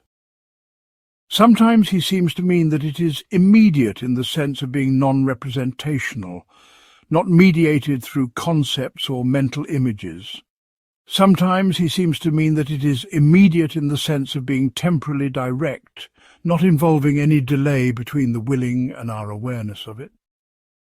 These different senses of immediacy are logically independent, and the fact that our knowledge of willing might be immediate in one sense does not imply that it is immediate in the others. The broader implications of these problems extend far beyond Schopenhauer's particular solution to the thing-in-itself problem. His failure reveals general difficulties with attempts to ground metaphysical conclusions in epistemological premises. The fact that we have a particular kind of cognitive access to something does not determine what kind of metaphysical entity that something is. Scholars have increasingly recognized that metaphysical questions require different kinds of evidence and argumentation than epistemological questions, and that conflating the two leads to the kinds of confusion that pervade Schopenhauer's treatment of the thing in itself. Part 8. The Denial of Will Paradox. The culmination of Schopenhauer's philosophical system is his doctrine of the denial of the will to live, which he presents as the ultimate solution to the problem of human suffering and the highest achievement of which human beings are capable. Yet this central doctrine contains logical paradoxes so fundamental that they have been systematically analyzed and rejected by scholars working in philosophy of mind, action theory, and Buddhist studies. According to this doctrine, enlightened individuals can achieve complete liberation from suffering by recognizing the illusory nature of individuation and ceasing to affirm the will that drives all existence. This denial supposedly leads to a state of peaceful, will-less existence that Schopenhauer describes in terms borrowed from Eastern mysticism and Christian asceticism. Yet, as philosophers like Dale Jacquet demonstrate in their analysis of Schopenhauer's soteriological program, these paradoxes are not peripheral difficulties, but strike at the heart of Schopenhauer's understanding of human nature and the possibility of redemption. The basic structure of Schopenhauer's argument for will denial rests on his analysis of suffering as the inevitable consequence of willing. All willing involves desire, and all desire involves a sense of lack or incompleteness that generates suffering until the desire is satisfied. But the satisfaction of desire provides only temporary relief because new desires inevitably arise to take the place of those that have been fulfilled. Moreover, the process of striving itself involves suffering as we struggle against obstacles and compete with others for scarce resources. The only way to escape this cycle of desire, striving and suffering is to cease willing altogether, achieving a state of complete desirelessness that eliminates the root cause of all pain. However, contemporary philosophers working in action theory and philosophy of mind have demonstrated that Schopenhauer's rejection of formal logic created a fundamental logical paradox in the very concept of willing to deny the will. The process of achieving will denial, as Schopenhauer describes it, necessarily involves an extended effort of philosophical reflection, ascetic practice, and spiritual discipline. But all effort involves willing, because effort is precisely the manifestation of will in action. The attempt to deny the will thus requires the very willing that it seeks to eliminate, creating what logicians call a performative contradiction at the heart of Schopenhauer's soteriological program. One cannot will oneself into a will-less state any more than one can try to stop trying or desire to be desireless. Schopenhauer attempts to resolve this paradox by arguing that will denial occurs spontaneously rather than through deliberate effort.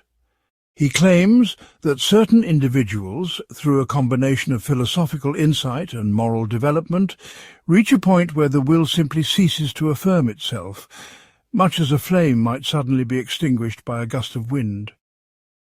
But as scholars like Brian McGee point out in The Philosophy of Schopenhauer, This solution creates more problems than it resolves, because it makes will denial completely passive and unpredictable.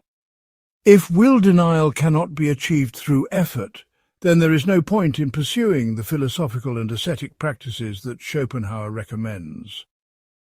If it occurs spontaneously and unpredictably, then it becomes a matter of arbitrary grace rather than rational achievement, undermining Schopenhauer's claim that philosophy can provide a path to liberation.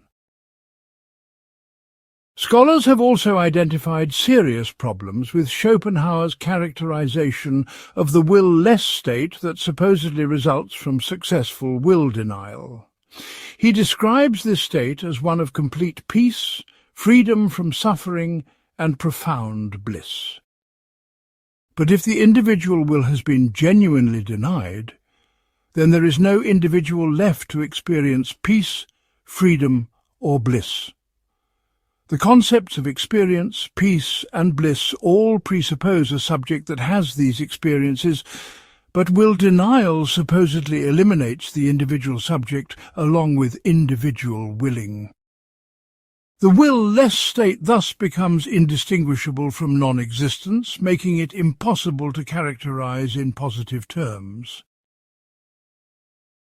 The temporal structure of will denial creates additional logical problems that contemporary philosophers have analyzed extensively. Schopenhauer argues that will denial can be either temporary, as in aesthetic experience, or permanent, as in the case of the saint who achieves final liberation. But both possibilities involve conceptual difficulties that undermine the coherence of his account. If will denial is temporary, then the will has not been genuinely denied but only temporarily suspended, and the individual remains fundamentally willing throughout the supposed period of will-lessness. If will denial is permanent, then the individual ceases to exist as an individual, making it impossible to maintain any continuity of identity between the person who achieved will denial and the will-less state that supposedly results. Contemporary philosophers working in comparative philosophy and Buddhist studies have identified additional problems with Schopenhauer's account of how will denial relates to his broader metaphysical system. If the will is the ultimate reality underlying all existence, and if individual wills are genuine manifestations of this universal will, then the denial of individual will should affect the universal will itself. But Schopenhauer clearly does not intend this conclusion, because he maintains that will denial is possible for some individuals while others continue to will and suffer. This suggests that individual wills are not genuine manifestations of a universal will, but separate entities that can be eliminated without affecting other instances of willing.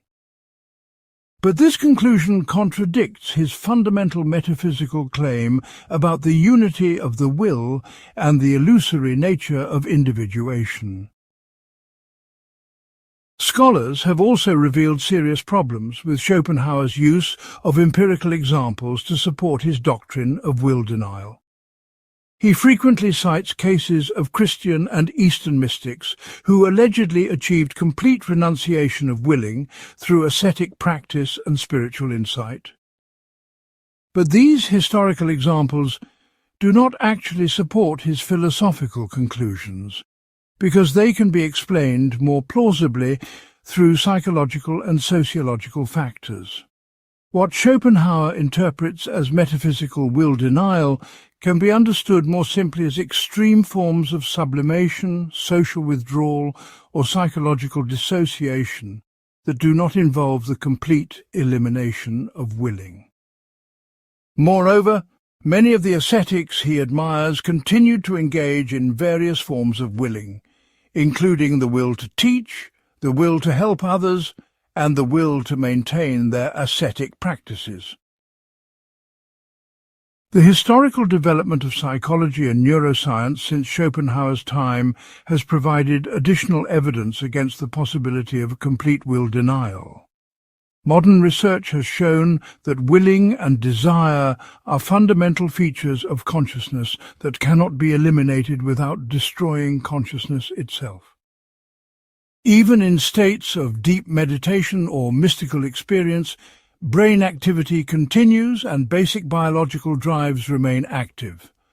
The complete elimination of all willing would require the cessation of all neural activity, which is indistinguishable from death. Schopenhauer's doctrine of will denial thus reduces to a sophisticated philosophical argument for suicide, despite his explicit rejection of suicide as a solution to the problem of suffering. Contemporary philosophers working in ethics and value theory have also criticized Schopenhauer's assumption that the elimination of suffering is necessarily desirable, or that a will-less existence would be preferable to a willing existence. This assumption reflects what some philosophers have called a bias toward negative states, treating the absence of pain as more significant than the presence of pleasure or satisfaction. Many people would argue that a life containing both suffering and joy is preferable to a life containing neither, and that the complete elimination of willing would also eliminate the possibility of love, creativity, and meaningful achievement.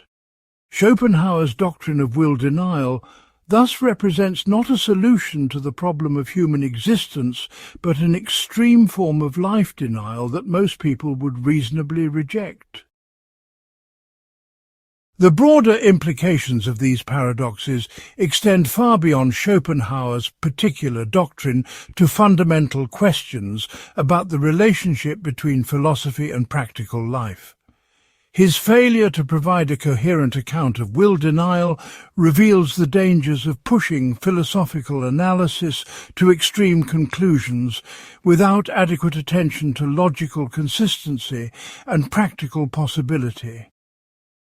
Scholars have concluded that the doctrine of will denial is not only logically incoherent, but represents a form of philosophical overreach that attempts to solve existential problems through purely conceptual means. The failure of this central doctrine thus undermines not only Schopenhauer's soteriology, but his entire claim to have provided a systematic solution to the fundamental problems of human existence. Part 9. The Pessimism Doctrine's Logical Flaws. Schopenhauer's philosophical pessimism represents perhaps his most famous and culturally influential doctrine, yet it rests on logical foundations so weak that scholars across multiple disciplines have systematically refuted its arguments and rejected its conclusions as philosophically untenable.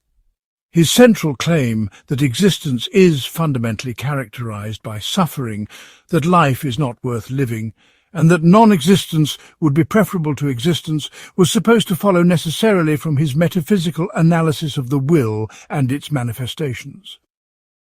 This pessimistic conclusion was intended to provide the rational foundation for his entire soteriological program, justifying the pursuit of will denial and ascetic renunciation. Yet as scholars like Friedrich Beiser document in Weltschmerz, Pessimism in German Philosophy, Schopenhauer's arguments for pessimism involve logical fallacies, empirical errors, and conceptual confusions so severe that they undermine both his descriptive claims about the nature of existence and his normative conclusions about how we should respond to that existence. The foundation of Schopenhauer's pessimism lies in his analysis of the relationship between willing, satisfaction and suffering, as detailed in scholarly analyses of his ethical and metaphysical system. He argues that all willing involves a sense of lack or need, and that this sense of lack necessarily generates suffering until the will is satisfied. But satisfaction provides only temporary relief because new needs and desires inevitably arise to replace those that have been fulfilled. Moreover, the process of striving itself involves suffering, as we encounter obstacles, competition, and the constant threat of failure.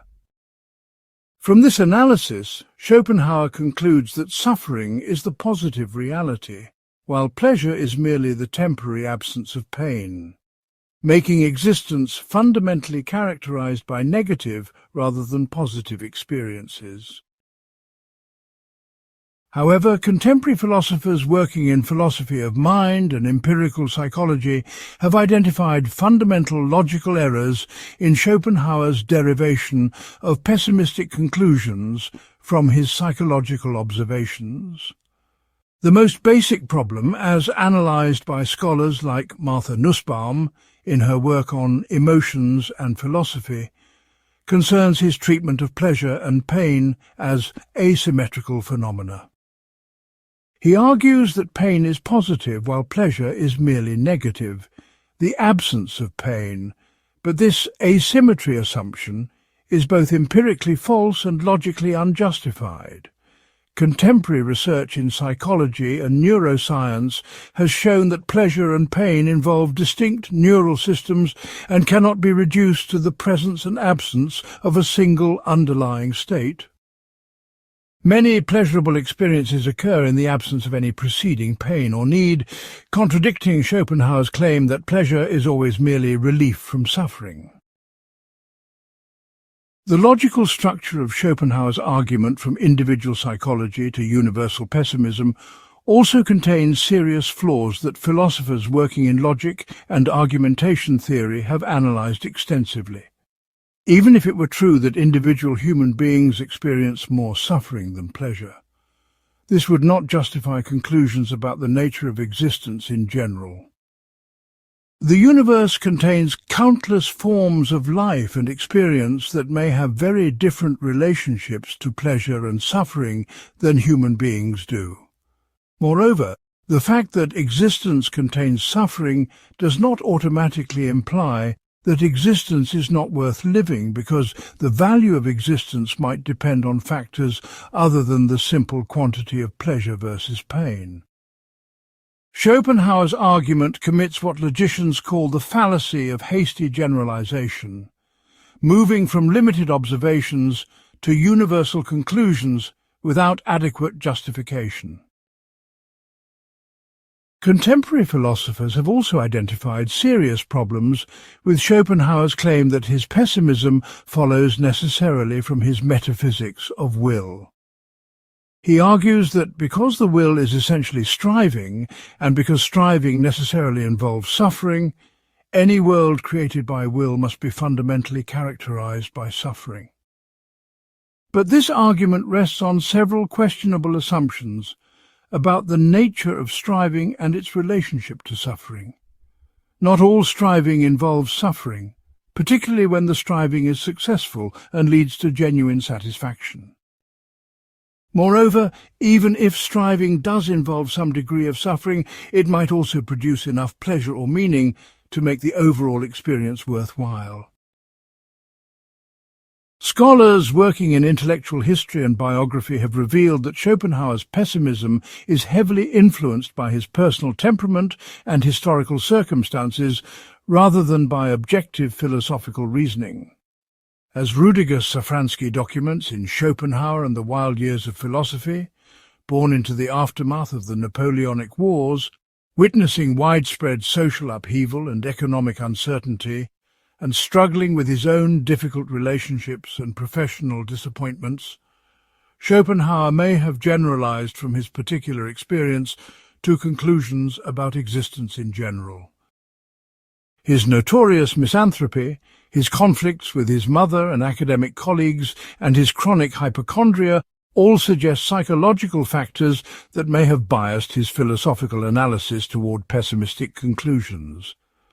While these biographical factors do not automatically invalidate his arguments, they do raise questions about whether his pessimism reflects objective features of reality or subjective features of his own experience. The empirical adequacy of Schopenhauer's pessimistic claims has also been challenged by developments in psychology and social science since his time. Large-scale surveys of life satisfaction and happiness, as documented in the psychological literature on subjective well-being, consistently show that most people report being more satisfied than dissatisfied with their lives, even in difficult circumstances. Cross-cultural research has revealed that people in a wide variety of social and economic conditions tend to adapt to their circumstances and find sources of meaning and satisfaction. These findings do not prove that optimism is correct and pessimism is wrong, but they do suggest that Schopenhauer's claims about the universality of suffering are empirically questionable. If most people actually experience more satisfaction than suffering in their lives, then his pessimistic conclusions cannot be derived from general facts about human psychology.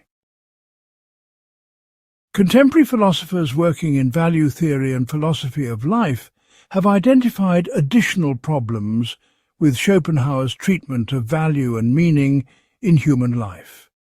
His pessimistic argument assumes that the only thing that matters for the value of existence is the quantity of pleasure versus pain that it contains.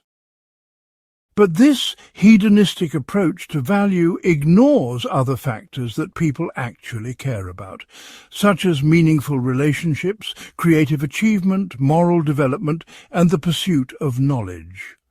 Many people would argue that a life containing significant suffering might still be worth living if it also contained love, beauty, truth, or other valuable experiences. Schopenhauer's reduction of all value to pleasure and pain thus reflects an impoverished understanding of what makes life meaningful rather than an objective analysis of the human condition. Scholars have also criticized Schopenhauer's inconsistency in applying his pessimistic conclusions to his own philosophical activity. If existence is truly as miserable as he claims, and if the rational response to this misery is the denial of will and withdrawal from life, then there would be no point in writing philosophy or trying to convince others of the truth of pessimism. The very fact that Schopenhauer devoted his life to philosophical work, sought recognition and influence, and took pleasure in his literary achievements suggests that he did not consistently believe his own pessimistic conclusions. This performative contradiction raises serious questions about whether pessimism can be consistently maintained as a philosophical position rather than merely expressed as a mood or attitude. The historical influence of Schopenhauer's pessimism has also been problematic in ways that reflect the dangers of taking his philosophical conclusions too seriously. Several of his followers, including Philip Mainlander and Julius Bahnsen, developed even more extreme forms of pessimism that led to suicide or complete withdrawal from social life. While Schopenhauer himself argued against suicide as a solution to suffering, the logic of his pessimistic position seems to point toward the elimination of existence as the only rational response to its inherent misery. The fact that his philosophy has inspired such extreme responses suggests that his pessimistic conclusions, if taken seriously, lead to practical consequences that most people would regard as unacceptable. Contemporary philosophers have also questioned whether Schopenhauer's pessimism is compatible with other aspects of his philosophical system. His aesthetic theory celebrates the possibility of temporary escape from suffering through the contemplation of beauty, while his ethics emphasizes the value of compassionate action to alleviate the suffering of others. But if existence is fundamentally not worth living, then aesthetic experience becomes merely a temporary palliative that prolongs unnecessary suffering, and compassionate action becomes counterproductive because it helps people continue existing when non-existence would be preferable. The tension between Schopenhauer's pessimistic conclusions and his affirmation of art and ethics reveals internal inconsistencies that undermine the coherence of his overall system. The broader implications of the logical flaws in Schopenhauer's pessimism extend to fundamental questions about the relationship between philosophy and empirical research. His pessimistic conclusions were derived primarily through a priori reasoning from metaphysical premises rather than through careful empirical investigation of human well-being and life satisfaction. The failure of his pessimistic arguments thus illustrates the importance of grounding philosophical claims about human nature and the human condition in solid empirical evidence rather than in speculative metaphysics. Scholars have increasingly recognized that questions about the value and meaning of human existence require interdisciplinary approaches that combine philosophical analysis with psychological, sociological, and anthropological research. Part 10. The Causation and Science Errors. Schopenhauer's philosophy of science and his understanding of causation represent some of the most dated and scientifically problematic aspects of his entire philosophical system, containing fundamental misunderstandings about the nature of scientific explanation that have been thoroughly refuted by subsequent developments in physics, biology, and the philosophy of science. Writing in the early 19th century, he attempted to ground his metaphysics in what he took to be the established findings of contemporary science, particularly Newtonian mechanics and the emerging biological sciences.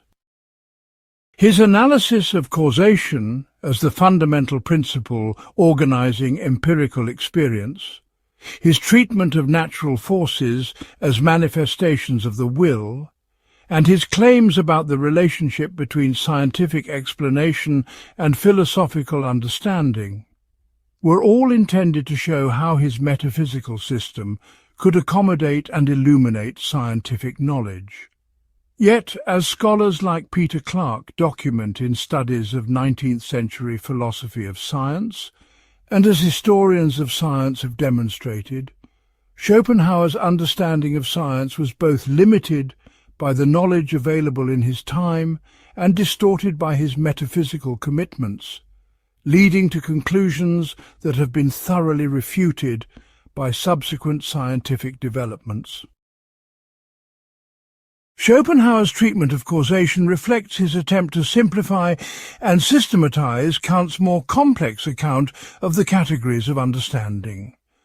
Where Kant had identified 12 categories that structure empirical experience, Schopenhauer argued that all of them could be reduced to a single principle: causation understood as the relationship between changes in objects through time. This reduction was supposed to eliminate unnecessary complications in Kantian epistemology while preserving its essential insights about the active role of the mind in organizing experience. Causation, according to Schopenhauer, is the single form through which the understanding transforms the raw data of sensation into the coherent world of empirical objects. Every aspect of scientific knowledge, from the simplest perceptual judgments to the most complex theoretical explanations, was supposed to be grounded in this fundamental causal principle. However, the development of science since Schopenhauer's time has revealed fundamental problems with his understanding of causation and its role in scientific explanation.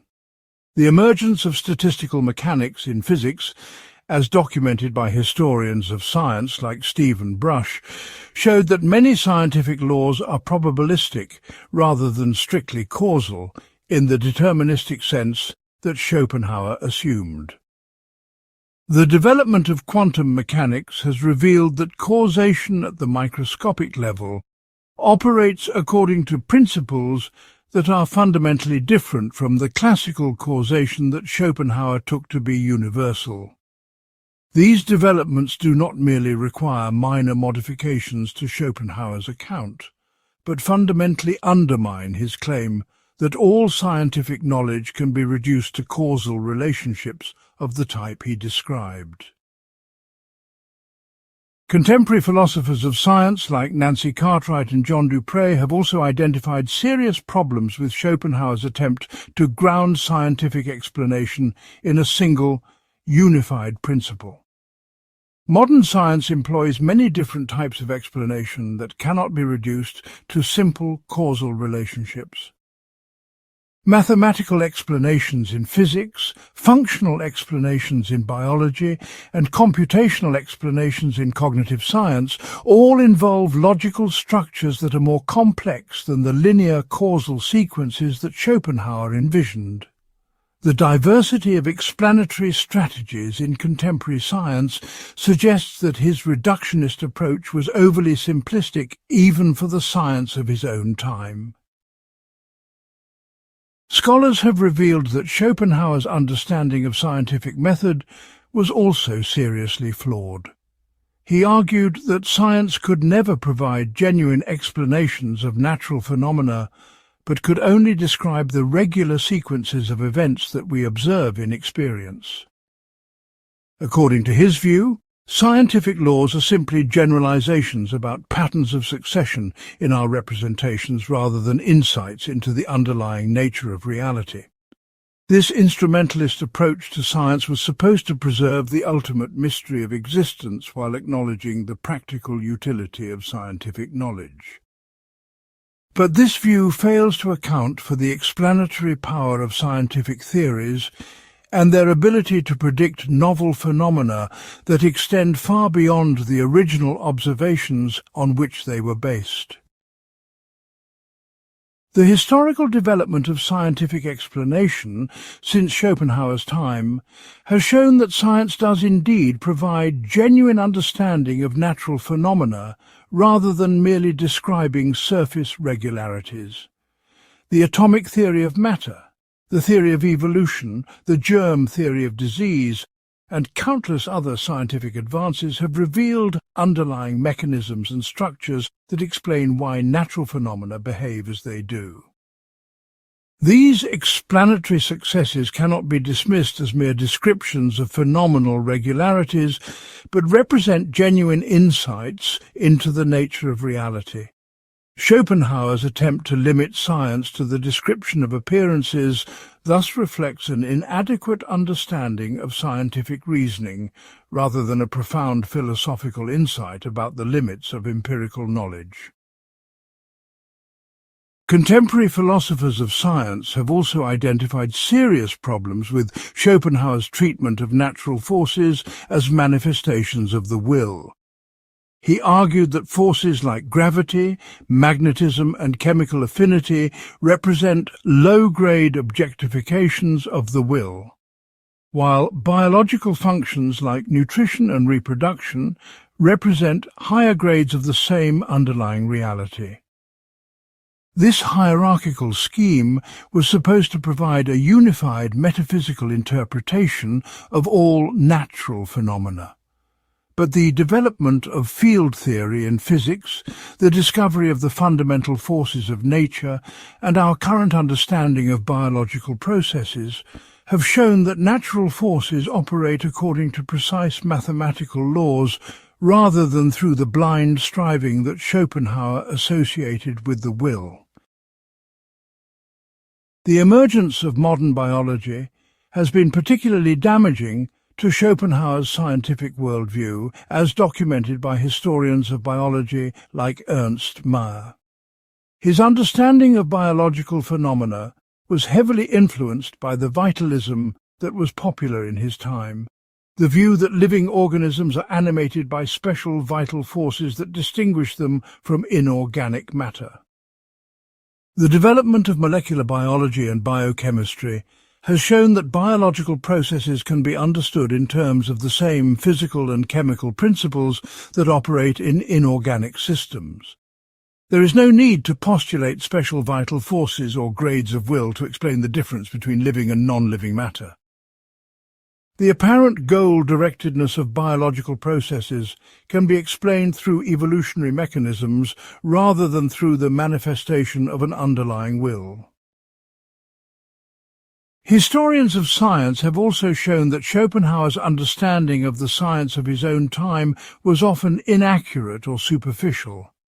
His work On the Will in Nature, which was supposed to demonstrate how new scientific discoveries confirmed his metaphysical theories, contains numerous errors and misinterpretations of the scientific literature.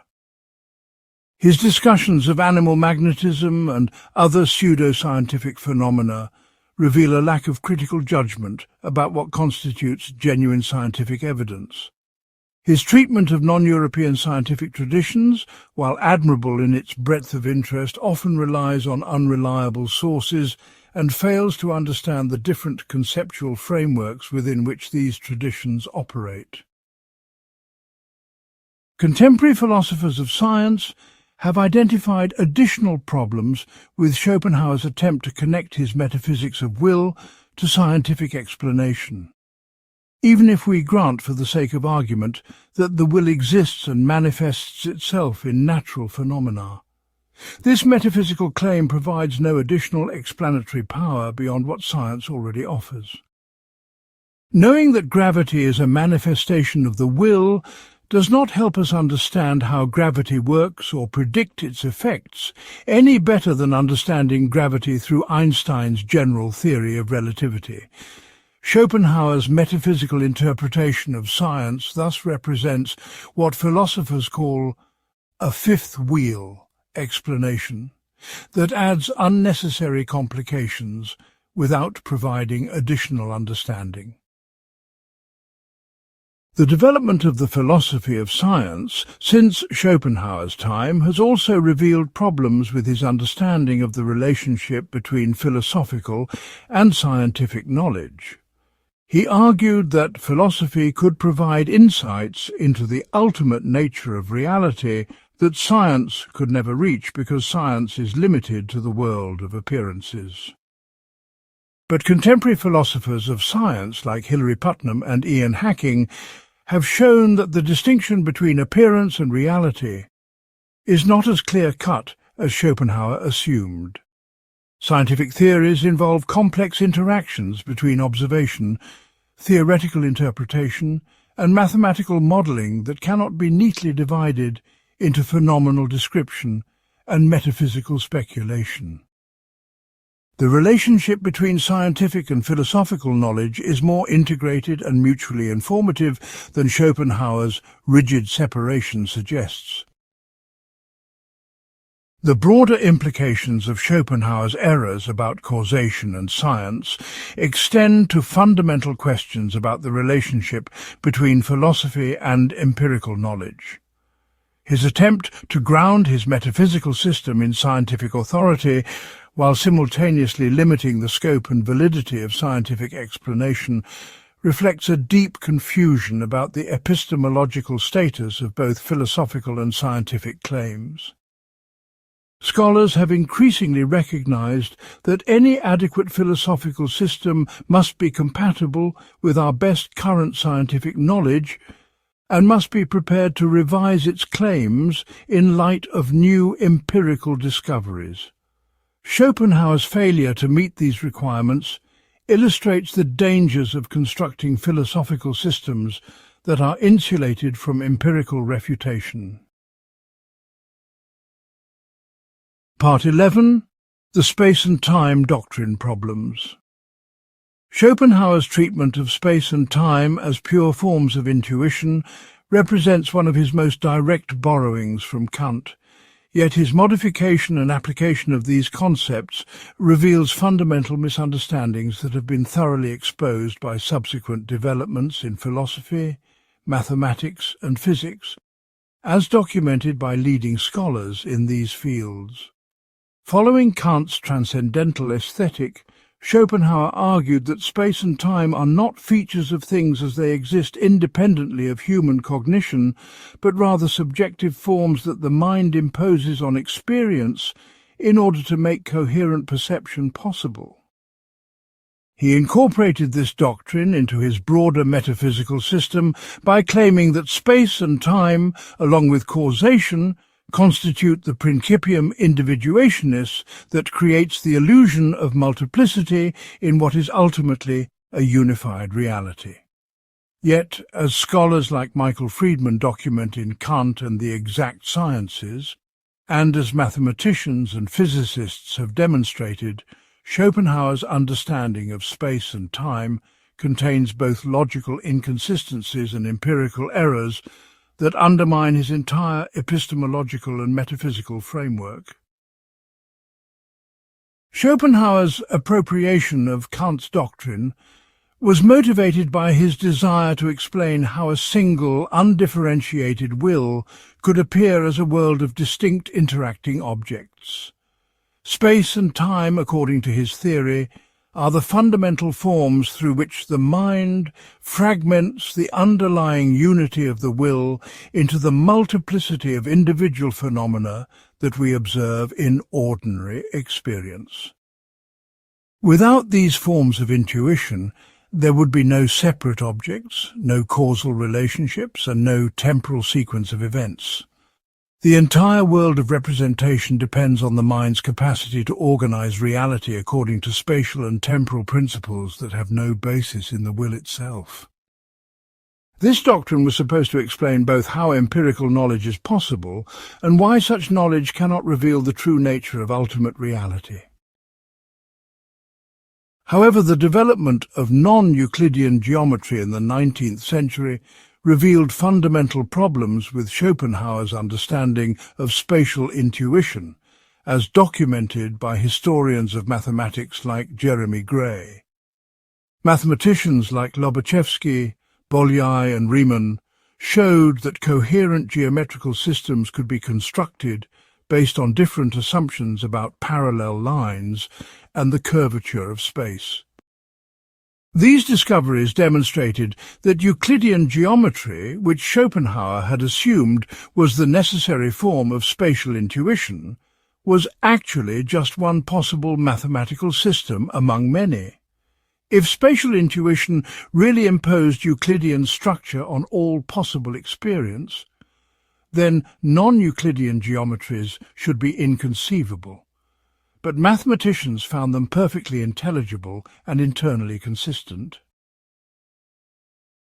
The implications of these mathematical developments for Schopenhauer's philosophical system were devastating, as philosophers of mathematics like Mark Steiner have analyzed. His entire argument for the subjectivity of space depended on the claim that spatial structure is imposed by the mind rather than discovered in reality. But if different spatial structures are mathematically possible, then the mind does not impose any particular spatial form necessarily.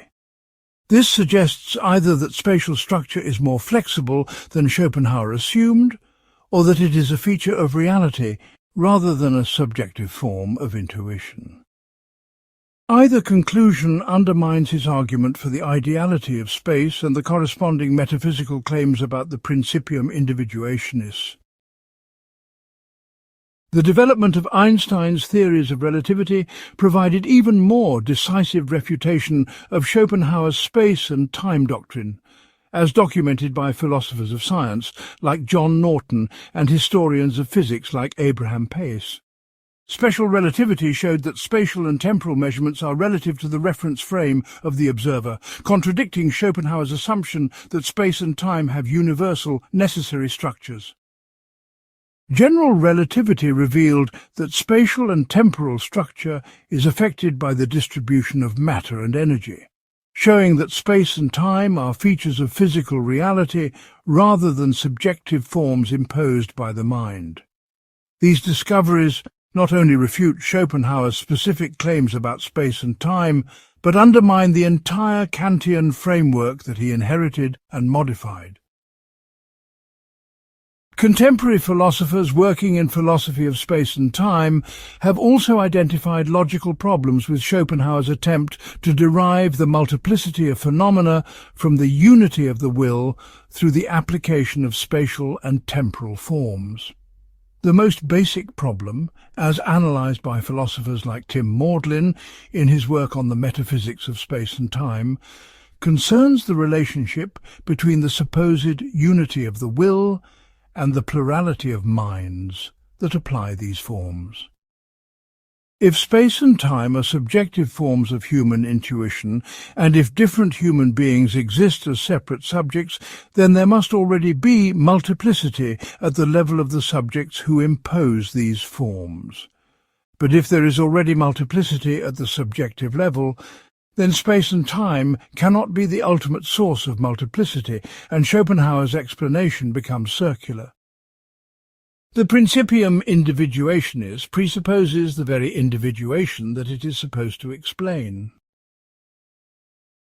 Scholars have also demonstrated that Schopenhauer's understanding of the relationship between intuitive and conceptual knowledge involves serious confusions about the nature of mathematical reasoning. He argued that mathematical knowledge is based on pure spatial and temporal intuition rather than on conceptual analysis or logical deduction. According to his theory, we know mathematical truths by directly perceiving relationships in pure space and time, making mathematics a form of immediate intuitive knowledge. But as philosophers of mathematics like Paul Benacerraf and Hartree-Field have shown, the development of abstract algebra, set theory, and mathematical logic has shown that much of mathematics operates with concepts and relationships that have no direct spatial or temporal interpretation. Contemporary mathematics is largely conceptual and logical rather than intuitive in the sense that Schopenhauer assumed. The historical development of our understanding of space and time has also revealed that Schopenhauer's psychological claims about spatial and temporal intuition are empirically false. Modern research in developmental psychology and cognitive neuroscience, as documented by researchers like Elizabeth Spelker and Susan Carey, has shown that spatial and temporal concepts are learned gradually through interaction with the environment, rather than being innate forms of intuition. Different cultures have developed different conceptual frameworks for understanding space and time, contradicting Schopenhauer's assumption that these forms are universal features of human cognition. Children and adults with certain types of brain damage show systematic difficulties with spatial and temporal reasoning, suggesting that these capacities depend on specific neural mechanisms rather than on transcendental forms of intuition. Contemporary philosophers have identified additional problems with Schopenhauer's claim that space and time belong exclusively to the world of representation rather than to the will itself. His metaphysical system requires that the will objectify itself through different grades and manifestations, but these concepts of gradation and manifestation seem to presuppose spatial and temporal relationships. How can there be different grades of objectification without some form of ordering or hierarchy? How can the will manifest itself progressively through different levels of complexity without temporal development? Schopenhauer's attempt to banish space and time from ultimate reality while retaining concepts that seem to presuppose them creates conceptual tensions that cannot be resolved within his framework. Scholars have also revealed that Schopenhauer's space and time doctrine conflicts with other aspects of his philosophical system in ways that generate internal contradictions. His aesthetic theory requires that ideas can be perceived directly in temporal experience, but ideas are supposed to be eternal and therefore outside of time. His ethics depends on the possibility of recognizing our identity with other beings. But this recognition must occur within the spatial and temporal framework that creates the illusion of separateness. His account of will denial involves temporal processes of development and transformation, but the will that is denied is supposed to be timeless. These tensions suggest that Schopenhauer's space and time doctrine is incompatible with other central features of his philosophical system. The broader implications of these problems extend to fundamental questions about the relationship between philosophy and the empirical sciences. Schopenhauer's space and time doctrine represents an attempt to resolve philosophical problems through a priori reasoning that is independent of empirical investigation. The failure of this approach illustrates the importance of maintaining close connections between philosophical analysis and scientific research. Contemporary philosophers have increasingly recognized that questions about the nature of space and time require interdisciplinary approaches that combine philosophical analysis with mathematics, physics, psychology, and neuroscience. The collapse of Schopenhauer's space and time doctrine thus represents not merely the refutation of a particular philosophical theory, but the failure of an entire approach to understanding fundamental features of reality. Part 12. The Philosophy of Religion Contradictions. Schopenhauer's complex and often contradictory attitude toward religion represents one of the most problematic aspects of his philosophical system, revealing fundamental tensions between his metaphysical commitments, his ethical conclusions, and his understanding of religious experience that have been systematically analyzed and criticized by scholars in religious studies, comparative philosophy, and intellectual history.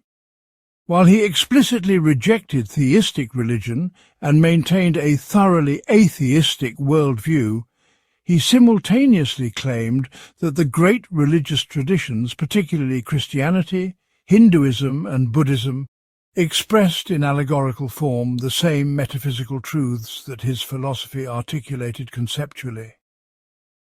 This attempt to have it both ways, rejecting religious belief while appropriating religious insights, creates logical contradictions and interpretive problems that scholars like Dale Wright in his work on Buddhism and philosophy, and Urs App in his studies of Schopenhauer's encounter with Asian thought have identified as fatal to the coherence of his overall system. His selective reading of religious texts, his distorted understanding of Eastern philosophical traditions, and his inconsistent application of his own philosophical principles to religious phenomena all contribute to a philosophy of religion that is both intellectually confused and culturally problematic.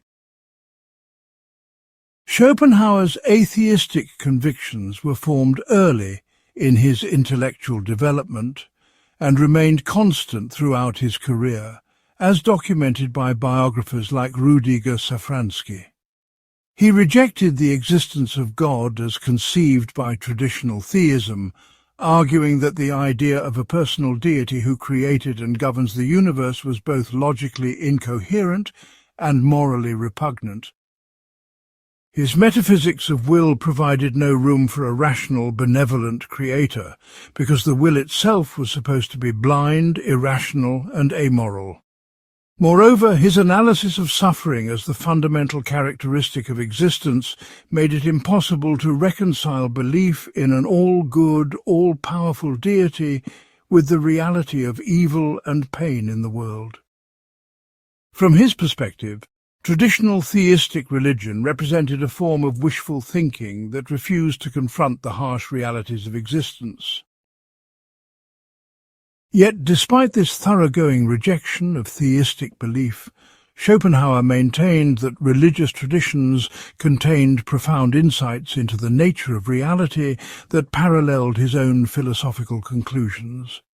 He argued that the Christian doctrine of original sin expressed the same truth as his analysis of the will as the source of all suffering.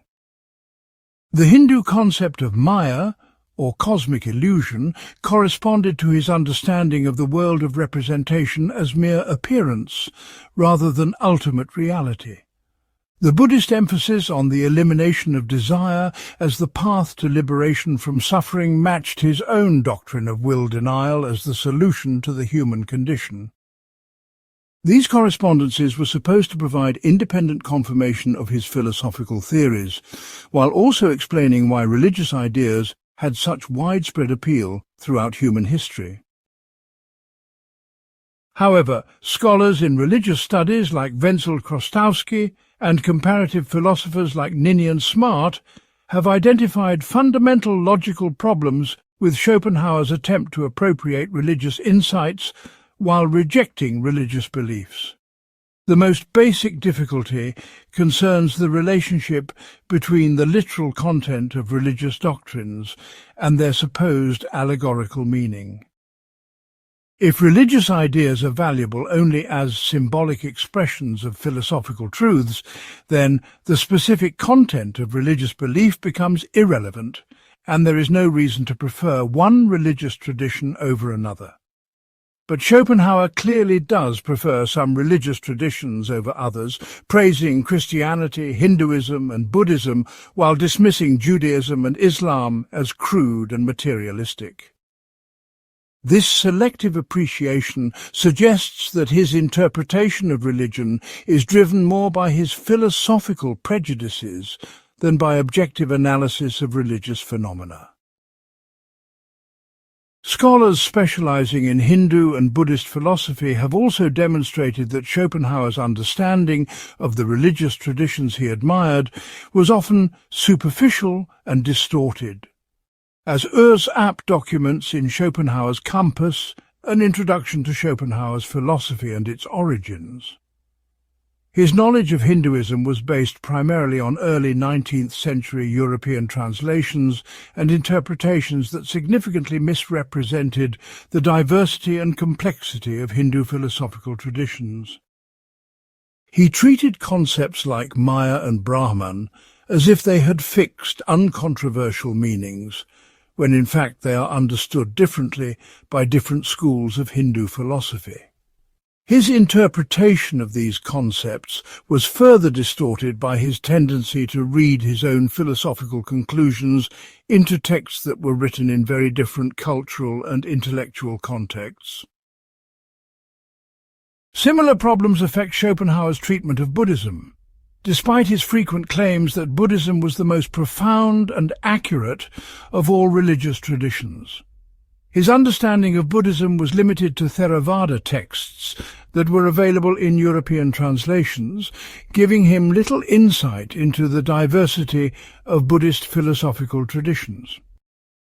He interpreted Buddhist concepts like suffering, impermanence, and no self through the lens of his own pessimistic philosophy, missing important aspects of Buddhist thought that did not fit his preconceptions.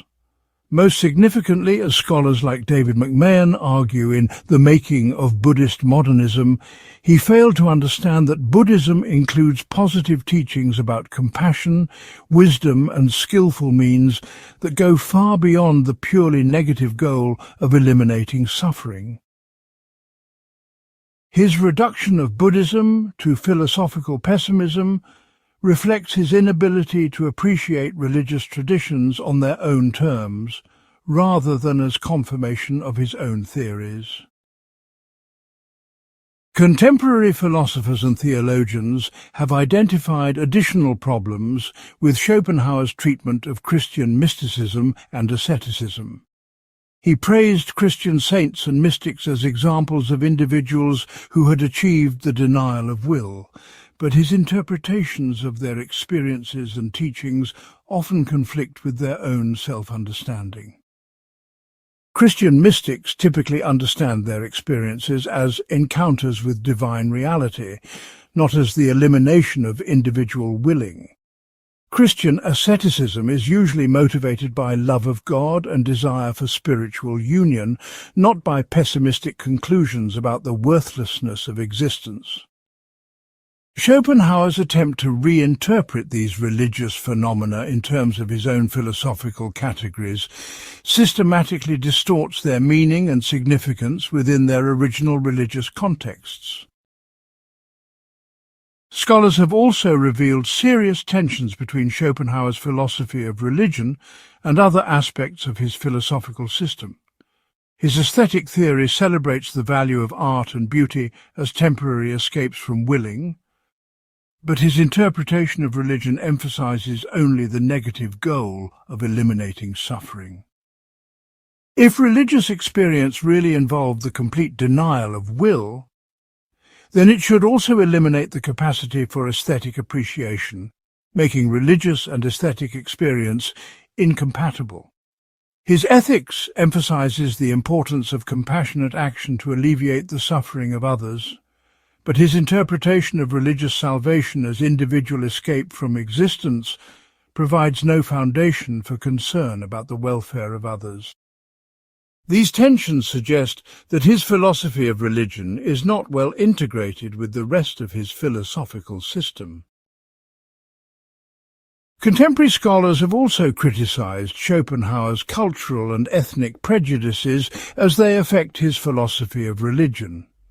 His praise for Hindu and Buddhist traditions was often coupled with Orientalist stereotypes about Eastern wisdom and Western materialism that reflected 19th-century European colonial attitudes, as Edward Said documents in his analysis of Orientalism. His dismissal of Judaism as crude and materialistic relied on anti-Semitic stereotypes that were common in his cultural environment, but have no basis in serious scholarly analysis of Jewish religious and philosophical traditions. His treatment of Islam was similarly superficial and prejudiced, based more on cultural biases than on careful study of Islamic thought. These prejudices not only compromise the scholarly value of his philosophy of religion, but also raise serious questions about his ability to engage fairly with religious traditions that differed from his philosophical preconceptions. The historical development of religious studies since Schopenhauer's time has revealed additional problems with his approach to understanding religious phenomena. Modern scholarship has shown that religious traditions are far more diverse, complex, and contextually specific than Schopenhauer assumed. The idea that all religions express the same underlying truths in different symbolic forms has been largely abandoned by serious scholars of religion. Contemporary approaches to religious studies emphasize the importance of understanding religious traditions in their own terms rather than reducing them to philosophical or psychological categories derived from other contexts. Schopenhauer's reductionist approach to religion thus represents an outdated methodology that has been superseded by more sophisticated approaches to comparative religious studies. The broader implications of the contradictions in Schopenhauer's philosophy of religion extend to fundamental questions about the relationship between philosophical and religious thinking. His failure to develop a coherent account of religious phenomena illustrates the difficulties that arise when philosophical systems attempt to appropriate religious insights without taking seriously the distinctive features of religious experience and belief. Scholars have increasingly recognized that religious traditions deserve to be understood on their own terms rather than being reduced to philosophical categories that may be alien to their self-understanding. The collapse of Schopenhauer's philosophy of religion thus represents not merely the failure of his particular approach, but the limitations of any philosophical system that attempts to subsume religious diversity under a single theoretical framework. Part 13. The Gender and Social Philosophy Problems. Schopenhauer's views on gender, sexuality, and social organization represent some of the most intellectually embarrassing and morally problematic aspects of his entire philosophical corpus, revealing deep-seated prejudices that not only contradict his own ethical principles, but also expose fundamental flaws in his understanding of human nature and social relationships that have been systematically criticized by scholars in feminist philosophy, gender studies, and social theory. His notorious essay On Women, his treatment of sexual desire as a manifestation of the species' will, and his broader social philosophy all reflect attitudes and assumptions that were questionable even by the standards of his own time and have been thoroughly discredited by subsequent developments in psychology, sociology, and moral philosophy. These aspects of his thought cannot be dismissed as peripheral to his main philosophical concerns because they follow directly from his metaphysical commitments and reveal the practical implications of his theoretical conclusions. as scholars like Laura Hoon in her work on Schopenhauer and gender, and Judith Butler in her analysis of philosophical constructions of gender have demonstrated, these problems are not merely expressions of personal prejudice, but systematic consequences of conceptual confusions that undermine the coherence and moral adequacy of his entire philosophical system. Schopenhauer's analysis of gender differences was purportedly grounded in his metaphysical understanding of the will and its objectification in human psychology and social behaviour. He argued that women represent a lower grade of the will's objectification than men, possessing less rational capacity, weaker moral development, and a fundamentally different relationship to knowledge and artistic creation. According to his theory, women are more completely dominated by the biological drives associated with reproduction and child-rearing, making them less capable of the disinterested contemplation that characterizes genuine philosophical and aesthetic experience. These alleged differences were supposed to explain not only observable patterns in social behavior, but also the proper organization of social institutions and the appropriate roles for men and women in society. The intellectual framework underlying these claims reveals fundamental problems with Schopenhauer's methodology that extend far beyond issues of gender, as feminist philosophers like Genevieve Lloyd in The Man of Reason have analyzed. His analysis relies heavily on generalizations from limited personal experience and cultural stereotypes rather than on systematic empirical investigation or rigorous logical analysis. He presents his observations about women as if they were objective philosophical insights derived from his metaphysical system, but they clearly reflect the prejudices and limitations of his particular social environment. This confusion between subjective impression and objective analysis undermines the credibility of his broader philosophical claims and reveals serious problems with his understanding of what constitutes legitimate philosophical evidence. Contemporary philosophers working in feminist theory have demonstrated that Schopenhauer's claims about gender differences are not only empirically false, but logically inconsistent with other aspects of his philosophical system. His ethical theory is based on the recognition that all individuals are fundamentally identical as manifestations of a single underlying will. This metaphysical unity is supposed to ground the possibility of compassionate identification with others and the elimination of egoistic bias in moral reasoning. But if women really represented a different grade of the will's objectification, as his social philosophy suggests, then men and women would not be fundamentally identical, and the basis for moral equality would collapse. Schopenhauer cannot consistently maintain both his metaphysical monism and his claims about gender hierarchy without generating logical contradictions that undermine his entire ethical framework. Scholars have also revealed serious problems with Schopenhauer's treatment of sexuality and romantic love as expressions of what he called the will of the species. According to his theory, sexual attraction operates unconsciously to promote reproductive success by bringing together individuals whose offspring will have optimal characteristics for survival. This analysis was supposed to explain why people fall in love, why they often make choices that seem irrational from the perspective of individual happiness, and why romantic relationships are so often sources of suffering rather than satisfaction. While this approach anticipated some aspects of evolutionary psychology, as scholars like Robert Wright have noted, it also involved reductive assumptions about human motivation and relationship dynamics that have been thoroughly refuted by subsequent research in psychology and anthropology.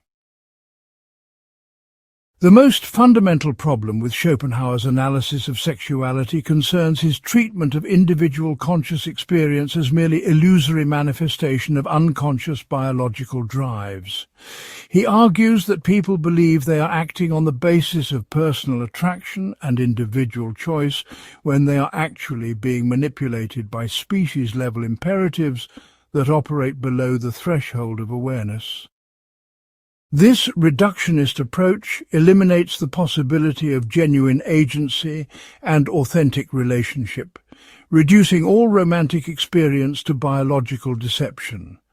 Such a view not only conflicts with the phenomenology of love and attraction as experienced by actual people, but also contradicts Schopenhauer's own emphasis on the reality and moral significance of individual suffering.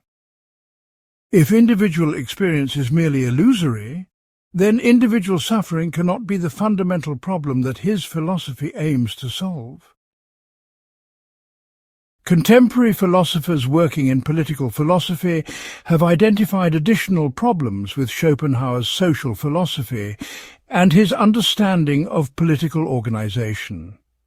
His political views reflect a deeply conservative bias toward existing social hierarchies and an almost complete lack of concern for issues of social justice and institutional reform. He argues that government should function primarily to protect property rights and maintain social order, with little attention to questions of democratic participation, individual rights, or the welfare of disadvantaged groups. This political conservatism is supposed to follow from his pessimistic conclusions about human nature, but it actually reflects class and cultural privileges that he was unwilling to examine critically. The relationship between Schopenhauer's social philosophy and his ethical theory reveals another set of logical inconsistencies that scholars have analyzed extensively. His ethics emphasizes compassion for all suffering beings and the importance of alleviating pain wherever it is found. But his social philosophy shows little concern for the suffering caused by poverty, discrimination, political oppression, and other forms of systematic injustice. He treats these social problems as inevitable consequences of human nature, rather than as injustices that could be addressed through institutional reform and moral education. This inconsistency suggests that his compassionate ethics applies only to individual relationships rather than to broader questions of social organization, severely limiting its practical relevance and moral adequacy. Scholars have also revealed that Schopenhauer's views on education and cultural development reflect the same problematic assumptions that underlie his gender and social philosophy. He argues that genuine education should be reserved for a small elite of philosophically inclined individuals, while the masses should be content with practical training and religious consolation. This elitist approach to education contradicts his own claims about the universal capacity for moral insight and aesthetic experience. If all individuals really are manifestations of the same underlying will, then all should be capable of the same types of development and achievement. Schopenhauer's educational elitism thus reflects social prejudices rather than philosophical insights derived from his metaphysical system. The historical context of Schopenhauer's gender and social philosophy reveals how deeply his thinking was shaped by the particular circumstances of his time and place. Writing as a member of the European educated elite in the early 19th century, he had little direct experience with alternative forms of social organization or different cultural approaches to gender roles. His knowledge of other societies came primarily from travel literature and anthropological reports that often reflected the biases of their European authors.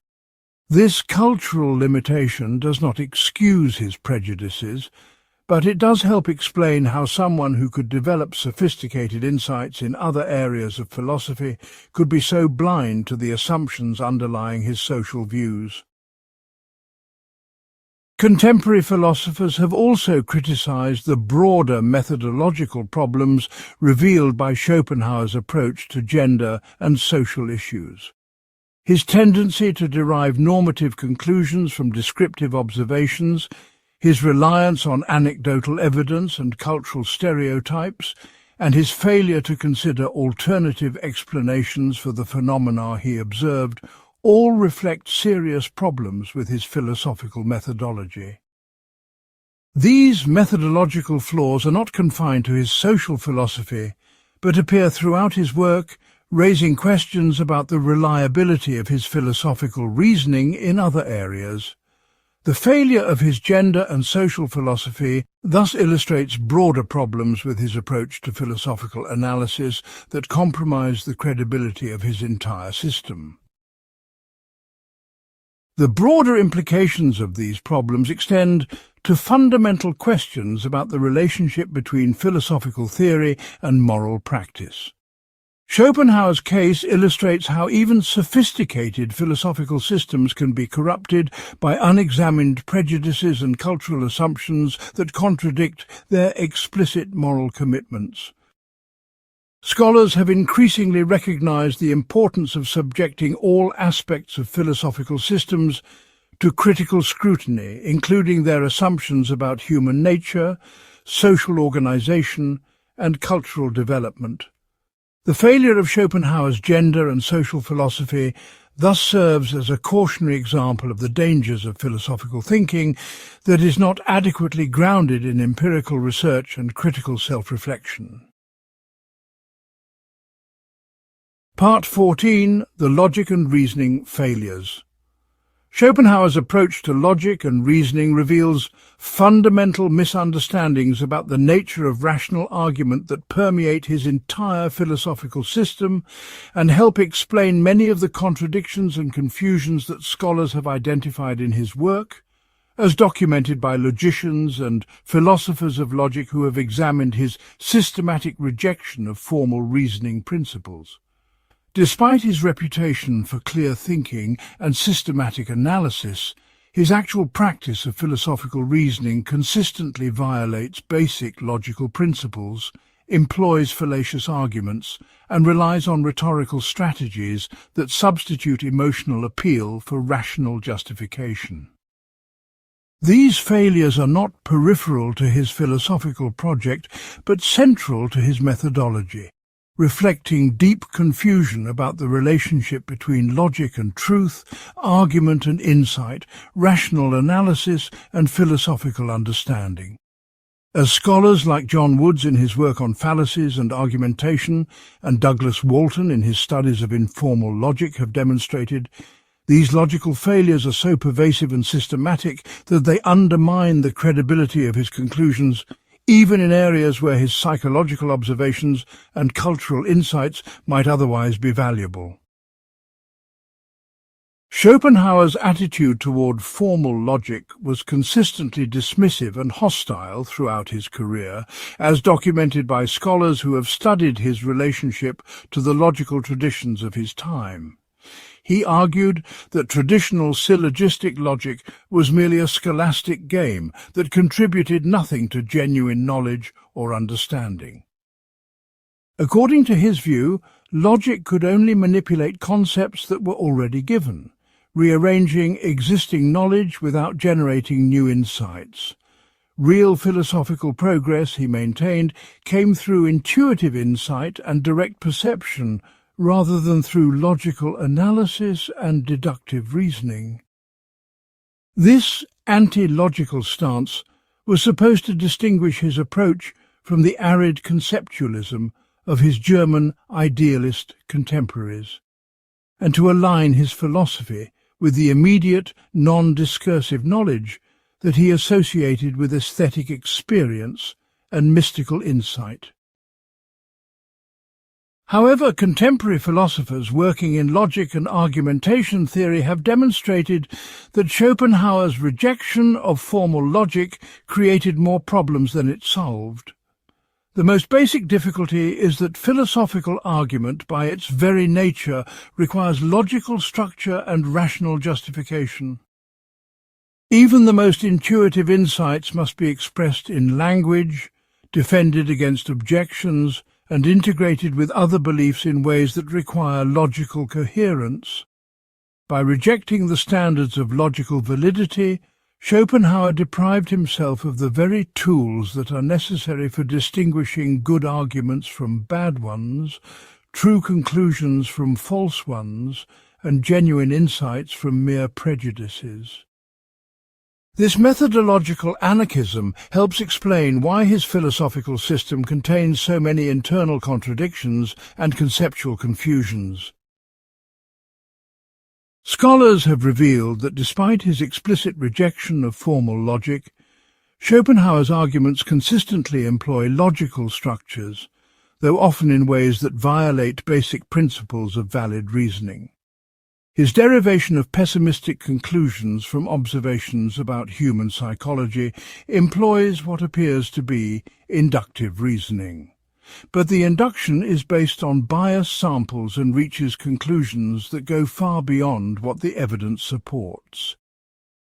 His argument for the identity of the thing in itself with the will employs what appears to be analogical reasoning, but the analogy is based on superficial similarities rather than deep structural parallels. His critique of other philosophers often employs what appears to be reductio ad absurdum arguments, but the supposed absurdities often reflect his own misunderstandings rather than genuine contradictions in their positions.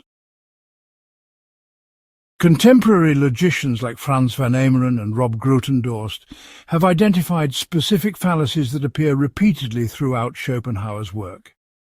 His arguments frequently commit what is known as the fallacy of hasty generalization, moving from limited observations to universal conclusions without adequate justification.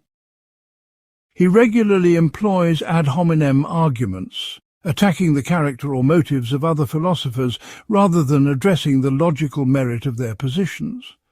His reasoning often exhibits what logicians call the genetic fallacy, rejecting ideas based on their historical origins rather than their logical validity. Most pervasively, he commits what is known as the fallacy of begging the question, assuming the very conclusions he is supposed to be proving, and then presenting circular arguments as if they were genuine demonstrations.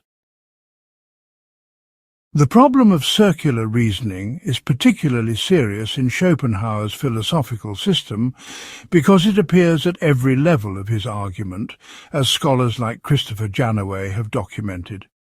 His metaphysical conclusions about the will are supposed to be based on immediate experience of our own willing, but his interpretation of that experience already presupposes the metaphysical framework he is trying to establish.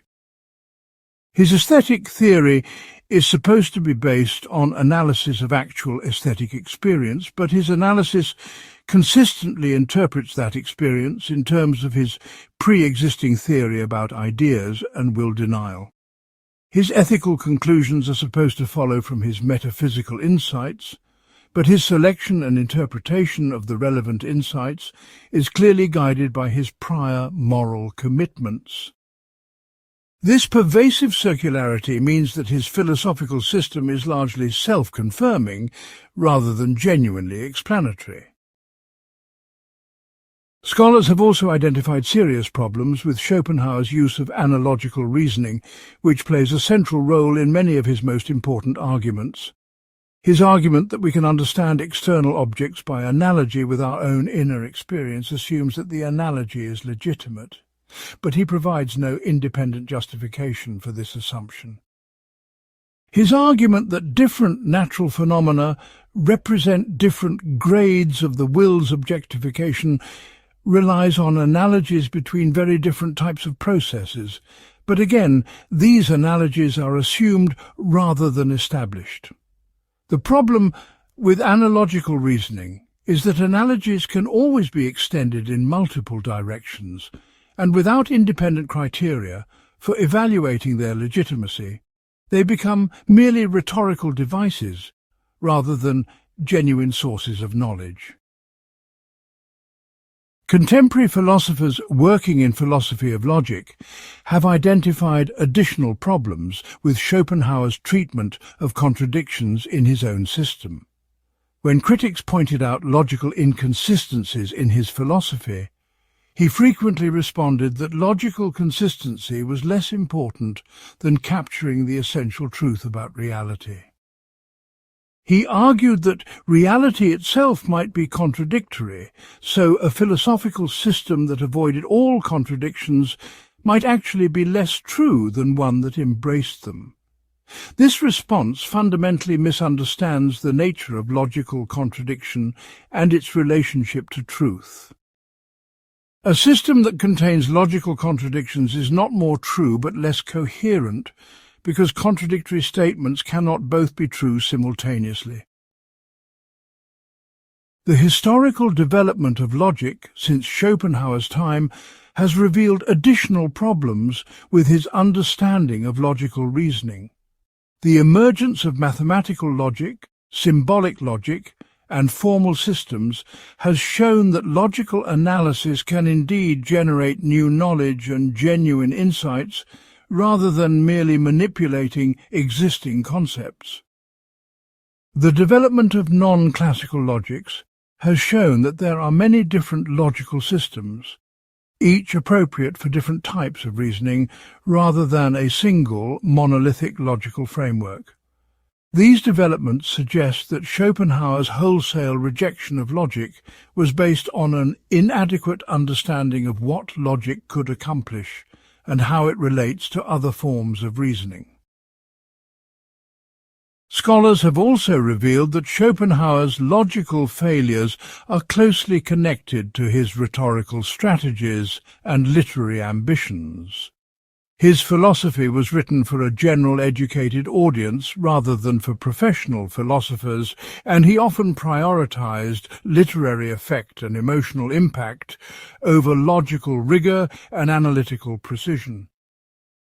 While this approach made his work more accessible and influential than that of many of his contemporaries, it also allowed logical errors and conceptual confusions to persist uncorrected. The tension between philosophical rigor and literary appeal in Schopenhauer's work illustrates broader questions about the relationship between philosophical argument and philosophical writing that continue to challenge scholars.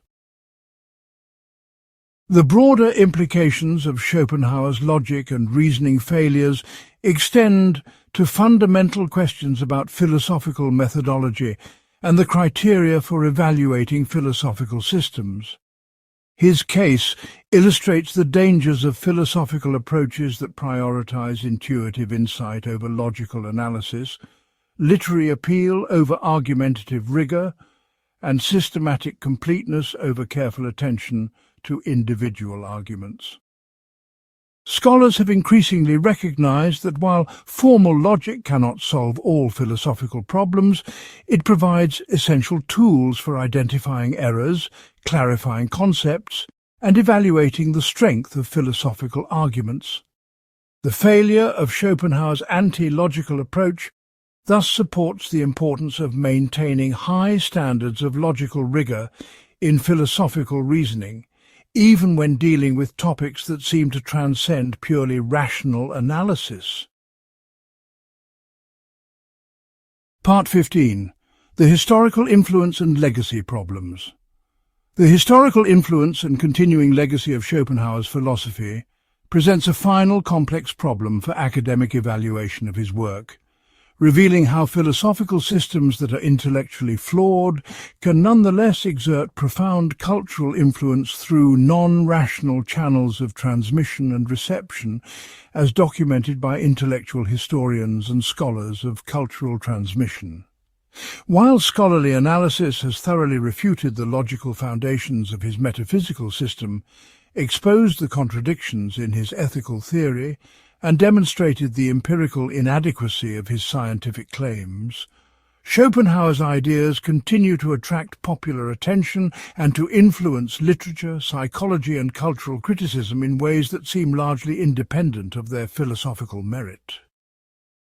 This disconnect between academic rejection and popular appeal raises important questions about the relationship between philosophical truth and cultural influence, the criteria for evaluating philosophical systems, and the responsibility of philosophers to consider the practical consequences of their theoretical conclusions. As scholars like Thomas Mann in his essays on Schopenhauer, and more recently David Cartwright in his comprehensive study of Schopenhauer's historical impact have recognized, Schopenhauer's case illustrates broader problems with how philosophical ideas are transmitted, interpreted, and applied in contexts far removed from their original scholarly framework. The immediate reception of Schopenhauer's philosophy during his lifetime already revealed some of the problems that would characterize its later influence, as documented by intellectual historians like Frederick Beiser. His major work, The World as Will and Representation, was largely ignored by the academic philosophical community of his time, receiving few reviews and generating little scholarly discussion. The recognition that eventually came to him in his final years was based primarily on his later, more popular writings, rather than on serious engagement with his systematic philosophical arguments. Essays like The Art of Controversy and The Wisdom of Life attracted readers who were drawn to his psychological insights and literary skill rather than to his metaphysical conclusions. This pattern established a precedent for the reception of his work that continues to the present day, with popular appreciation focusing on his style and cultural observations, while academic philosophy has moved beyond his theoretical framework. The influence of Schopenhauer on literature and the arts has been enormous, but this influence has often involved selective appropriation of his ideas rather than serious engagement with his philosophical system as a whole, as literary scholars like Patrick Bridgewater have documented.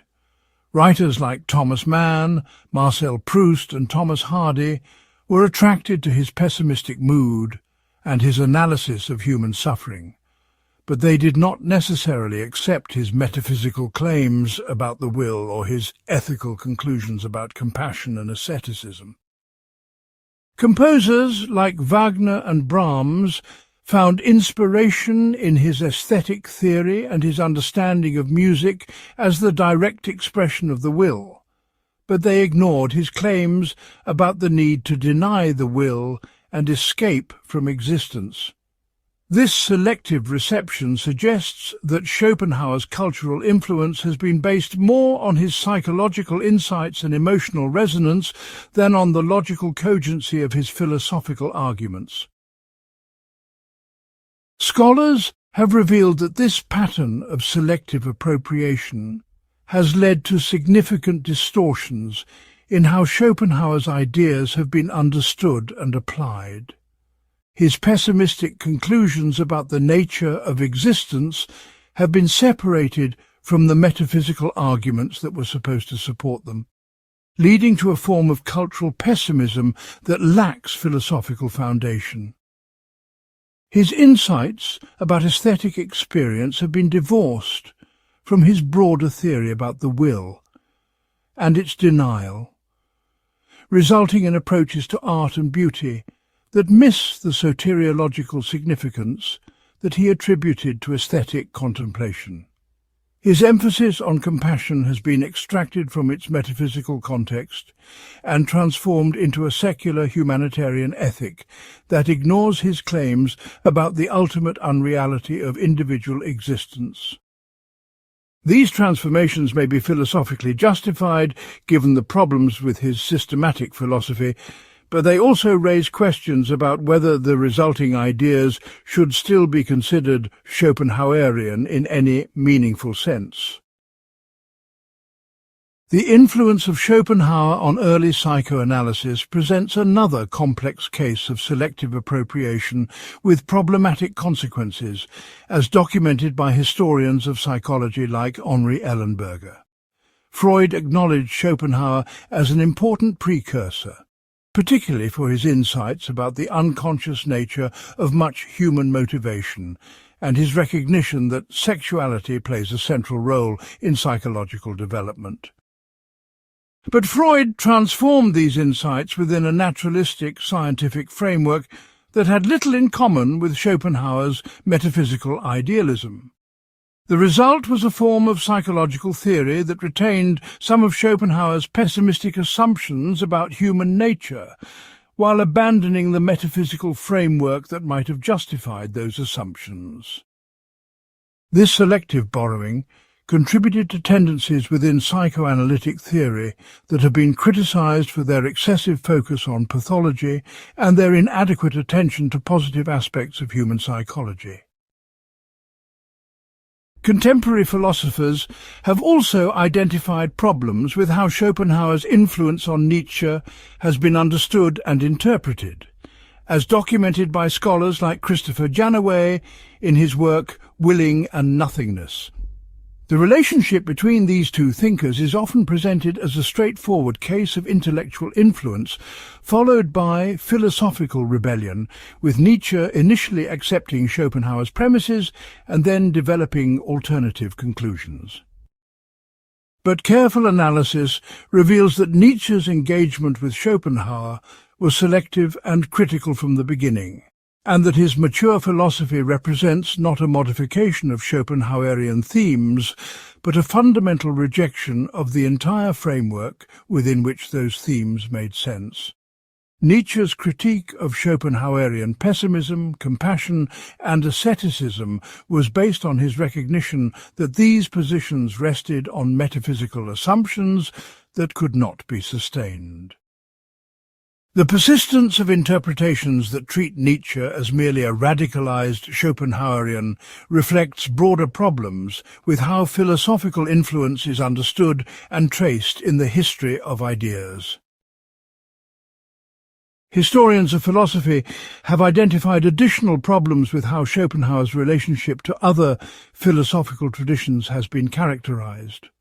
His appropriation of Eastern philosophical concepts like Maya and Nirvana has often been treated as evidence of genuine cross-cultural philosophical dialogue, but detailed analysis by scholars like Urs App reveals that his understanding of these concepts was heavily filtered through European Orientalist assumptions and Romantic projections. His relationship to Kant has been oversimplified in ways that obscure important differences between their approaches to metaphysics and epistemology. His rejection of German idealism has been presented as a return to common-sense realism, when in fact his own metaphysical commitments were just as speculative and systematic as those of the philosophers he criticized. These misunderstandings have contributed to distorted pictures of both Schopenhauer's place in the history of philosophy and the development of philosophical ideas more generally. The continuing popular appeal of Schopenhauer's philosophy in the 21st century presents additional problems for academic evaluation. New translations of his works continue to appear regularly. Popular books about his philosophy are published frequently, and online discussions of his ideas attract large audiences. Much of this popular interest seems to be driven by people who are attracted to his pessimistic worldview, his critique of conventional values, or his emphasis on the inevitability of suffering. But this popular appropriation often ignores the philosophical context within which these ideas were developed and the logical problems that academic analysis has revealed. The result is a form of pseudo-philosophical pessimism that lacks the systematic foundation that Schopenhauer himself considered essential but retains the emotional appeal of his cultural critique. Contemporary philosophers have also raised questions about the ethical responsibility of philosophers whose ideas continue to influence popular culture despite having been refuted by scholarly analysis. Schopenhauer's pessimistic conclusions about the worthlessness of existence and the desirability of will denial have been cited by individuals suffering from depression and suicidal ideation as intellectual justification for their condition. While philosophers cannot be held responsible for all the ways their ideas are interpreted and applied, there is a question about whether systematic philosophical pessimism of the type Schopenhauer developed is irresponsible given its potential psychological and social consequences.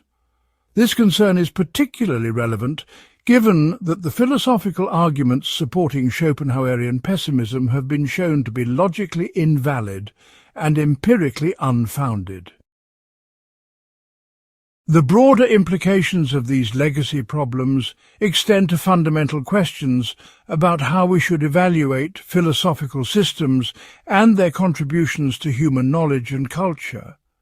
Schopenhauer's case suggests that there is no simple correlation between philosophical truth and cultural influence, and that ideas can continue to exert significant cultural effects long after their intellectual foundations have been undermined. This raises questions about what we should expect from philosophy, how we should understand the relationship between philosophical argumentation and practical wisdom, and what criteria we should use for determining the ultimate value of philosophical systems. Scholars have increasingly recognized that these questions require careful attention to both the logical rigor of philosophical arguments and their broader cultural and practical implications. The failure of Schopenhauer's systematic philosophy, combined with the persistence of his cultural influence, thus provides an important case study for understanding both the possibilities and the limitations of philosophical thinking in relation to human life and culture. This comprehensive scholarly analysis reveals that Arthur Schopenhauer's philosophy, despite its literary brilliance and psychological insight, contains fundamental logical contradictions, empirical errors, and conceptual confusions that render it philosophically untenable. From Christopher Janaway's identification of the basic idealism-materialism contradiction that undermines his entire metaphysical framework, to the logical paradoxes in his doctrine of will denial documented by multiple scholars, from his scientifically obsolete understanding of causation to his culturally biased social philosophy, Schopenhauer's system fails to meet the basic standards of logical coherence and empirical adequacy that academic philosophy demands. While his cultural influence remains significant and his psychological observations continue to resonate with readers, serious philosophical evaluation must conclude that his systematic philosophy represents a fascinating but ultimately unsuccessful attempt to solve the fundamental problems of human existence through purely conceptual means. The verdict of 2 centuries of scholarly analysis, from Philip Mainlander's 19th-century critique to contemporary philosophers like Janaway, Kastrup and Shapshay, is clear. Schopenhauer was a gifted writer and cultural critic, but not a competent systematic philosopher.